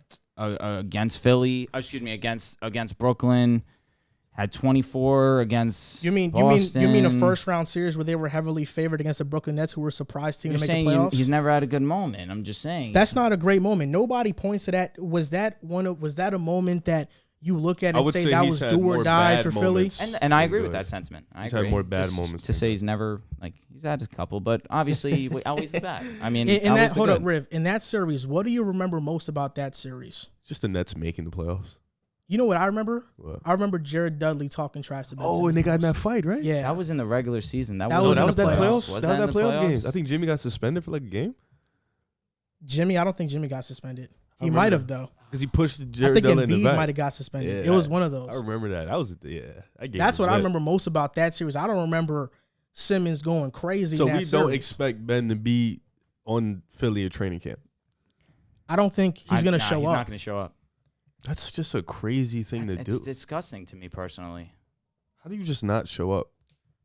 Like, is he going to get fined? Definitely. If They you said don't they show are up, you gonna get fine fined. him. Yeah. That puts such a blow on Philly as a team in that city. Like, they were supposed to be in contention to be in the ECF, make the NBA Finals, and he just completely put a blow to that. I mean, they still have a good team, but it's like Embiid has gone to bat for Ben Simmons multiple times in the media. Like, I want to play with Ben for the rest of my life. And he's just spitting in his face. And the first time that he's really being pressured by media, he wants out. It speaks volumes on his character. You don't think this is a product of Clutch Sports? He's assigned to Clutch. AD's on Clutch. He is on Clutch. And what did Zach AD do? LaVine's on Clutch. What did AD do? Win a championship? No, I think he's talking about the situation where guys are wanting out of their cities. I understand, but James Harden wanted out. Well, what did AD do with the Pelicans? Not much. I mean, he made playoffs. I mean, I'm not times. talking about that. You're talking about just his career there. I'm talking about that year AD deliberately sat out until he got traded. Did. No, but I think he was hurt. Oh, did he? He was not hurt. He was healthy. Okay. He just sat out those games and said, I'm not going to play. Rich Paul told him to trade me. And AD said, I'm not going anywhere besides LA. If you trade me to Boston, I'm not signing an extension there. That's interesting, That's actually. a player empowerment that's a thing. good that's a good analysis right there. AD did that. You have Ben Simmons doing that right now, and he signed to Clutch as well. I really hope Shaq does not do that. But the first person to really do it was LeBron, who started that whole movement of player empowerment. Yeah, but he never sat out. No, I don't think LeBron will ever do that. No. But LeBron also did do an hour special about where he's going to go play. That was lit. In free agency. That's a moment in history. No, it was a great moment. For real. Come on, bro. I'm cool with it. Of course you are. It's your favorite player. Fair enough. But people like Charles Barkley has criticized Clutch Sports for doing things like that. But he also has something out for LeBron. But there's been a lot of people that's been criticizing Clutch Sport. Really? Yeah, because Clutch Sport makes it as so the player is bigger than the organization. This is what I'm saying. Charles Barkley talked about it and talked about how there has to be some consequence for players doing this. Yeah. Because if you, a player, signs a $200 million contract and your contract is for 5 years, in your second year, you can't just say, okay, I want out. I don't want to play here no more. And if you don't trade me or release me, I'm not going to play another game for you guys again. And obviously, players are doing that now. James Harden, even though in Houston you can say he did it, James Harden still played. You know, although James Harden didn't play good, he didn't try to play exceptional, even though he had like 38 and 17. He just didn't want to get hurt. Yeah, he didn't go all out. Players have done this, and they've been part of this player empowerment movement, which I think to an extent is good. But where do you think the line stops with that? Because there has to be even deeper consequences than a $45,000 fine, which to us that's that's life-changing money, at least at the moment. But for these NBA players that are getting paid $25 million a year, those fines are very little to them. I think you said it. It starts when guys start sitting out. That has to be the line. If you want to, I don't have a problem with you wanting out. Okay, fine. If you don't want to be here no more, we can figure something out. We get you traded. But you have to still suit up and play. You know, you get paid to play. You come to do your job. So at least suit up and play. I'm not asking you to go out there and play hard, you know what I'm saying? But go out there, suit up and play, and then we'll figure out a trade scenario. You give me 3 destinations, and I'll figure out what's best for my team and your team. I think that's fair. But when guys limited to just one place and other teams know that, it's hard for that team to get something good back. You know, LA was lucky to get 2 young pieces and a couple draft picks. Yeah. But in terms of like, Houston, you know, they didn't really. They got a bunch of draft picks. They did get a bunch of draft picks, but did Harden not play for the Rockets early in that season? I'm wondering. No, he did play for them. And Harden, you know, Harden did give them 3 destinations. You know, I think it was Philly, Miami, but he really wanted to go to Brooklyn. But it was those 3. He was and they did right by him by trading him to Brooklyn. Yeah, he was fine. But that's what I'm cool with. Like he said, I'm fine with these 3, but I really want to go to Brooklyn. And you know, they figure out that's understandable. And he still played. Like Harden did it the right way. Yeah, but when guys sit out and talk about Harden's way was just ugly. The exit was ugly from it. Yeah, but I like that way better. You know, AD the way he did it, Ben Simmons the way he's doing it now, like you can't do stuff like that, bro. You got to go at least suit up and play. What other players have won it out like that? The way AD and Ben have done it? And LeBron. Well, not LeBron, but AD, Ben, and who else has done it like that? Maybe Kawhi, but he's not part of Clutch. At least I don't think so. So I still throw him in there. Kyrie did it the Harden way. Not asking where he wanted to go, but he did it but that happened in the offseason, his trade. Well, that's what Ben's doing right now. Ben's is in the offseason. But he's saying he's not going to report to training camp. Yeah, he's a wild But it's guy. still the I'm sure that Kyrie wouldn't have reported either. Probably in Kawhi. Well, exactly. But what happened with Kyrie was weird because it was like, all right, I want to be traded. 2 weeks later, he's gone. Yeah, they got him out of there. But the reason why is because Kyrie's plays here and Ben's here, maybe even lower. Yeah, so I'll probably say Kawhi. And then you have the Nerlens Noel situation with Clutch Sports. Which is very interesting. You know what happened in that situation? What's going on with that? I don't. So the situation was that Rich Paul had contract offers on the table for Nerlens Noel, but he didn't notify him about the contract offers. I think he's doing that to a lot of guys. He wants them to go where he wants them to go. He only told Nerlens about one offer?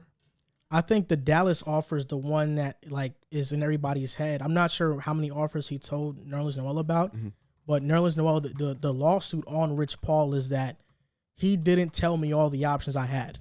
He just told them about there were teams calling and he ignored the calls, and teams, I guess, from Nerlens Noel perspective, have told him that Rich Paul ignored their calls. Carmelo Anthony?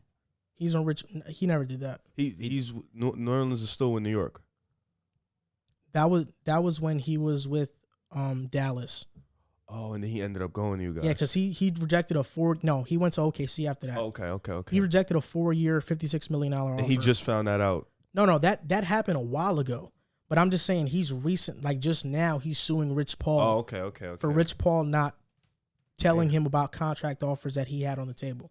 So I just looked up players that requested a trade that were elite. They gave me like a top 10.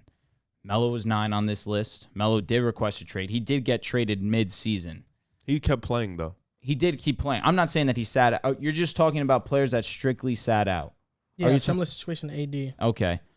Yeah, no, I don't think anyone's ever done it like AD, actually. Because Chris Paul requested a trade. That just got done.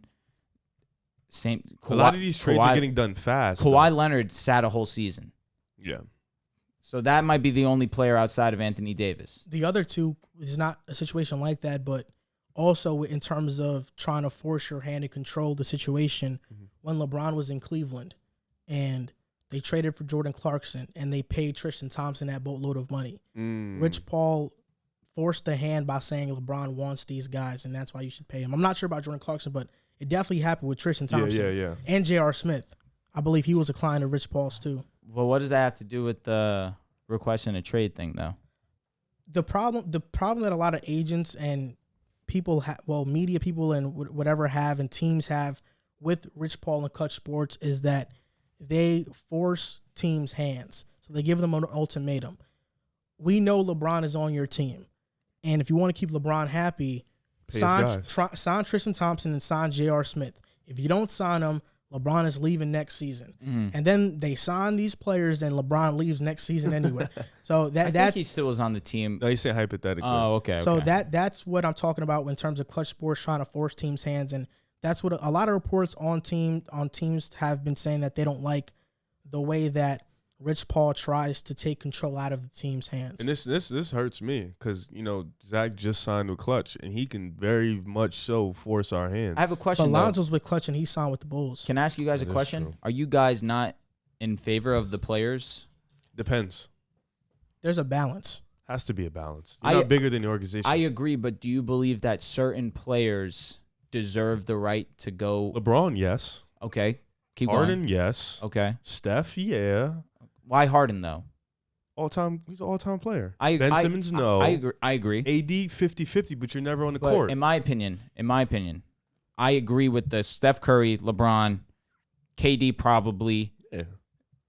So Harden's not in that upper echelon of guys? He is, but then if you're going to say Harden, yes, then I think you just need to say AD. That's all I'm going to say. I always say not AD because he's never on the court. That's never on the court is so strong, dude. You know what I'm saying? I'm not saying I do. Like you have to say AD. Yeah, I agree. Yeah, I said AD after. Nah, but you said 50-50. I did say 50-50. That's why. Listen, I'm cool with Harden for sure. Here's the difference, though. Harden's an MVP. Listen, I'm cool with any player requesting a trade. As much as it hurt me that Kyrie wanted to leave, I understand. The question is, are you cool with players sitting out? That's where I draw the line, personally. So who's a player that you're okay with sitting out? No one. Nobody. That's the real question we're asking. Agreed. But I'm in complete agreement. Actually, you know what's funny about that though?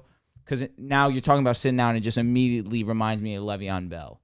I was fully in support of Le'Veon sitting out. This is a man that wants his money. That's the difference, though. He needed a contract.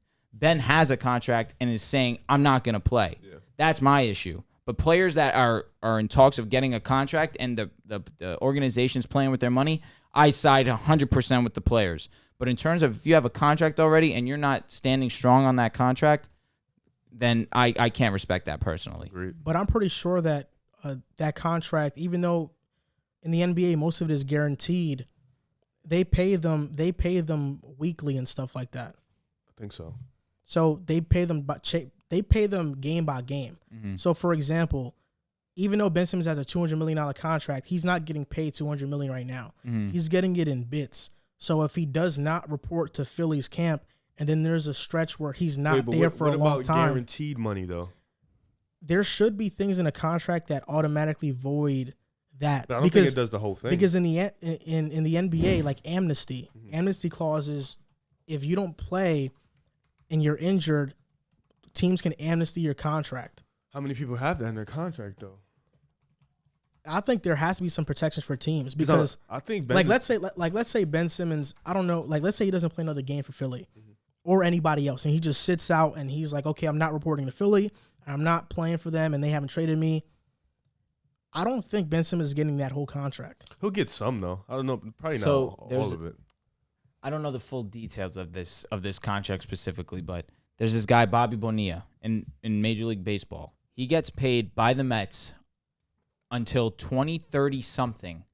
He gets paid like $1 million for up until 20 year. Every single year. It's a special day, Bobby Bonilla Day.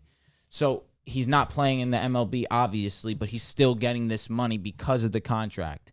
I'm not sure if it's completely you know what I'm saying? I'm pretty sure that just because of this contract, he's locked and safe. Like similar to Andrew Luck. He got the contract. Luke Kuechly, he got the contract. The Colts could have not paid Andrew Luck, though. They decided to give him the contract. Luke Kuechly, same thing? They did. I'm not sure if they paid him, but they I think with Luke Kuechly, it might be a different story because I think Luke Kuechly, I saw an interview where he decided not to take it. Really? Yeah, he decided not to take it because he didn't feel like he earned that because he didn't play. I could be wrong. I know Luck took it. Yeah. But that's because the organization screwed him over? Not even. Wait, you think they screwed over Luck? I just think that they put him up until that last season that he got hurt. You know what I'm saying? The one that he retired. I guess I'm talking about just because O-line, they destroyed him. I'm talking about contractually. Oh, of course. Yeah. They blessed him. Yeah, I don't think they screwed him over. No. They paid Luck because they said, thank you for everything you did for us. We're going to give you this money. Absolutely. I don't think, like, in a Ben Simmons situation, I don't think they're going to do that with Ben. Mm-hmm. Like, if Philly was in that position. I agree with that. Yeah, no, I agree. Like, for example, Deshaun Watson doesn't play again. He's not going to get that contract. Exactly, especially because he's being threatened by the law. So yeah, so I know the NFL, their contracts were completely different, but I'm not sure if Ben Simmons stops playing, if he's not going to get that money as well. Yeah. I'm not sure how NBA contracts work because that might be in the next CBA agreement that players can't have this complete power, or at least the stars can't have this complete power over the teams in terms of picking where they want to go, where they want to get traded. The last thing I'll say, and we can move on. The way that the players have power over these organizations, it leads me to believe these contracts are 100% valid for the rest of their lives. You understand what I mean? Yeah. The fact that he could sit out and get fined, obviously, but not have that we're not even have heard that his contract could get voided, it leads me to believe the contract's going to be 100%. I think most of his contract is probably guaranteed. That's why. I think basketball contracts are guaranteed. It depends. Yeah, you can some have of them are. Football are the only ones that you get a portion that you have to sign for guaranteed money. Yeah. Baseball is guaranteed money. NHL's guaranteed money. Basketball is guaranteed money. On to Christian Wood and the Houston Rockets. That's his 45 guaranteed clown. That's so lit. Christian Wood had a breakout season for the Rockets last year. He almost got an all-star nod, but he couldn't stay healthy. But he was averaging 23 and 11. He shot 55% from the field and 39% from three. Sheesh. And that was in his first 15 games. For the 41 games that he did play, he averaged numbers close to that, 21 and 9. And he was transitioning from playing with James Harden to then playing with John Wall to then playing with whoever they had fill in, like KPJ. So he's been through a lot of transitions. Christian Wood, in your opinion, do you think he can be an all-star next season and make that leap? You know, I feel like you don't even need to be an all-star to make that all-star leap. So this is just me speaking on his level of play. I think he was already playing like an all-star last year before his injury started bugging him. I went on a limb and I said he was playing better than Anthony Davis last year. He was. I think he was playing phenomenal. They were a 500 team at this point when he was, playing phenomenal. And I think this year, coming into the season, they're a little bit healthier. I think he's feeling good. I think he can definitely repeat that all-star level play. I think he can possibly make an all-star game. It really just depends, but I think he's going to be playing at that all-star level just because of the fact that he's improved so much in his game. And it started with Detroit. He's starting to develop that back to the basket game. That jump shot is getting better. That shot blocking has always been there. He's starting to get a little stronger. He's been in the weight room. I follow Jalen Green on Instagram and stuff, so I'll be seeing him. Good follow. Yeah, that's a great follow. Yeah. But Christian Wood, he's been in the lab, so I think that all-star level play is going to continue, and it needs to. unless he's one of their franchise cornerstones. He's one of those guys that's going to help them build the franchise back up. He's only like 26 years old, so he's still relatively young. And he's a part of that new NBA big type. So I think him continuing to improve his game, he is for sure going to play at that all-star level. Maybe not make an all-star team because an all-star game is really political. There's a lot of players, yeah. Yeah, but I think he's going to be at that all-star level play for sure next year.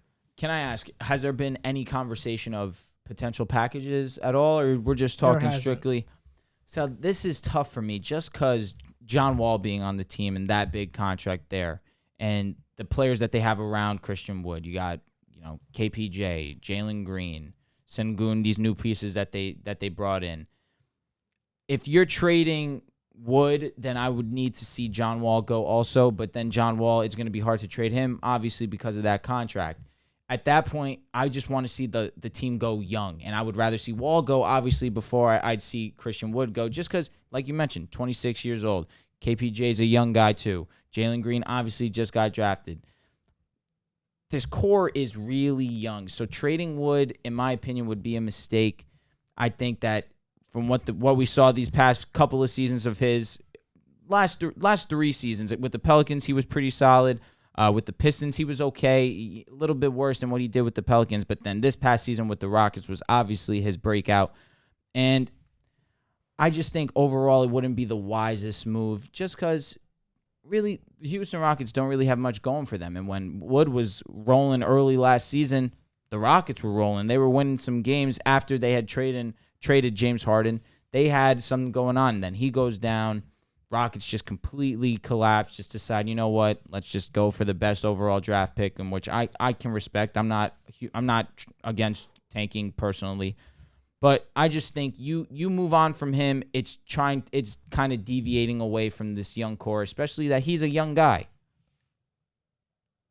I think James Harden getting traded to the Nets was the best thing to happen for the Rockets.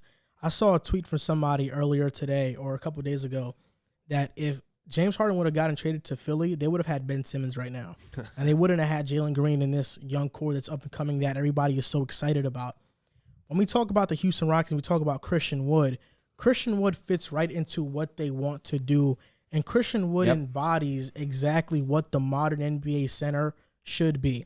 In terms of an offensive game and handling the ball and shooting the ball and even driving to the basket, Christian Wood is a phenomenal offensive player. On defense, because of his length, he's a good shot blocker, even though his strength limits him in terms of guarding bigger and stronger players.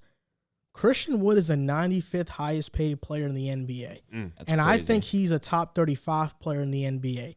Top 40 for sure. One day we have to list these out and see who's where.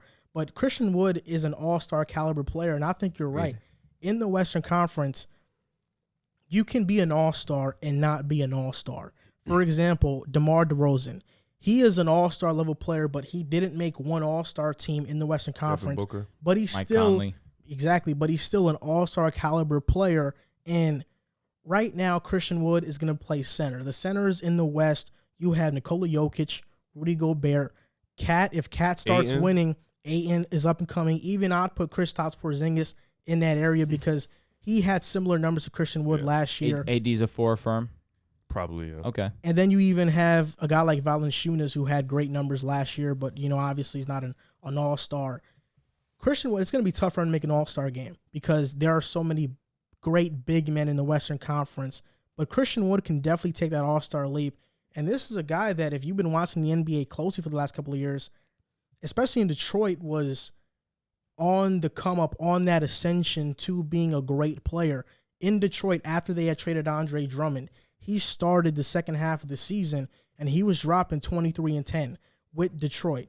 That's why when Houston got him for that bargain of a contract, I was happy because at that time I didn't know if Harden or Westbrook were leaving. And Christian Wood, based on what you've seen in Detroit, he could have easily been a 20 and 10 guy, and I wanted him to sign with the Knicks because I thought he was going to be a great fit for the Knicks. But Christian Wood is phenomenal. You're right. I think trying to trade him would be a mistake, and I've seen trade packages floating around online, but the bottom line is that he's 25, 26 years old. He's growing with this young core. KPJ, John Wall, I think they're going to be good point guards for him to get him situated to the situation. For sure. Jalen Green, a great scorer. And I'm not worried about Şengün taking minutes from Wood, No. or Usman Garuba taking minutes from Wood, because for one, I don't think Usman Garuba is quite ready for the NBA. He doesn't have the offensive game For sure. to get a lot of minutes. And Şengün, there's a question mark about how he's going to adapt so early. I think he has the tools, and in the G League, not the G League, in Summer League and overseas, he was phenomenal. But now he's going to be facing NBA level comp. Yeah. And with Şengün, that was always a concern with him. So I think Christian Wood has a green light to take all the shots he wants.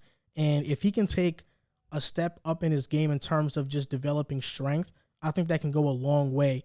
But the real question is, if the Rockets have a better record than the Timberwolves and they're in that playoff picture, can he make the All-Star game over, let's say, DeAndre Ayton or Rudy Gobert? I wouldn't say Rudy. I think Rudy's probably going to get in just because of his name and what he does for defensively for the team. Ayton, I think him and Ayton right now are at the same odds, but Ayton coming off that finals run, you don't know what his role is. His role is probably going to be heightened from last year. He's probably going to put up some good numbers. It's probably just going to be better. That too. And, they're going to be winning a lot of games. So Phoenix, All-Star game definitely attributes to winning. I think Christian Wood definitely has a chance, though, considering the fact that it's going to be a lot of players, injured. We don't know AD's health, and the bench is just whoever, guards, centers, and Kawhi is going to be out. So it's going to be a lot of spots for him that he can. DeMar's not in the West anymore either. So he has a better shot at forward. Can I ask both of you a question? You mentioned Valanciunas. You taking Wood easy over Valanciunas? Yeah, I am. Okay. Okay. I don't know where I stand on that yet. Imagine C. Wood with Zion and the Pelicans. Oh, it'd be awesome. Yeah, I think for the Pels, I'd probably go C. Wood. Mm-hmm. I think overall, you're not going C. Wood? I think if it was a Memphis situation, I'd keep I think why I feel you guys is because you don't think Wood is like Jaren Jackson? That's why I wouldn't have both of them. So let's just take Jaren Jackson out the equation. And I would is Valanciunas versus C. Wood? You're taking C. Wood? Yeah. I think, but since it's Jaren Jackson, they already have a Christian Wood. So it's like. I know there's certain But things. But you can have two Jaren Jacksons. That's better than Valanciunas and Jaren Jackson. That's true. Yeah, you're right. Yeah, I'll probably go Wood then. Wood is good. Wood is better than Valanciunas, though. I agree with that sentiment, too. And this is going to do it for episode 111 of the Pick Aside Podcast. You guys can follow us on TikTok and Instagram at Pick Aside Podcast, on Twitter at Pick Aside Pod. And if you want to subscribe to our Patreon and YouTube, you can get access to our Discord. And soon we're going to have a Patreon exclusive episode where only you guys will suggest the topics and we'll cultivate an episode around the topics you guys suggest. So thank you for watching or listening, and we'll see you next time.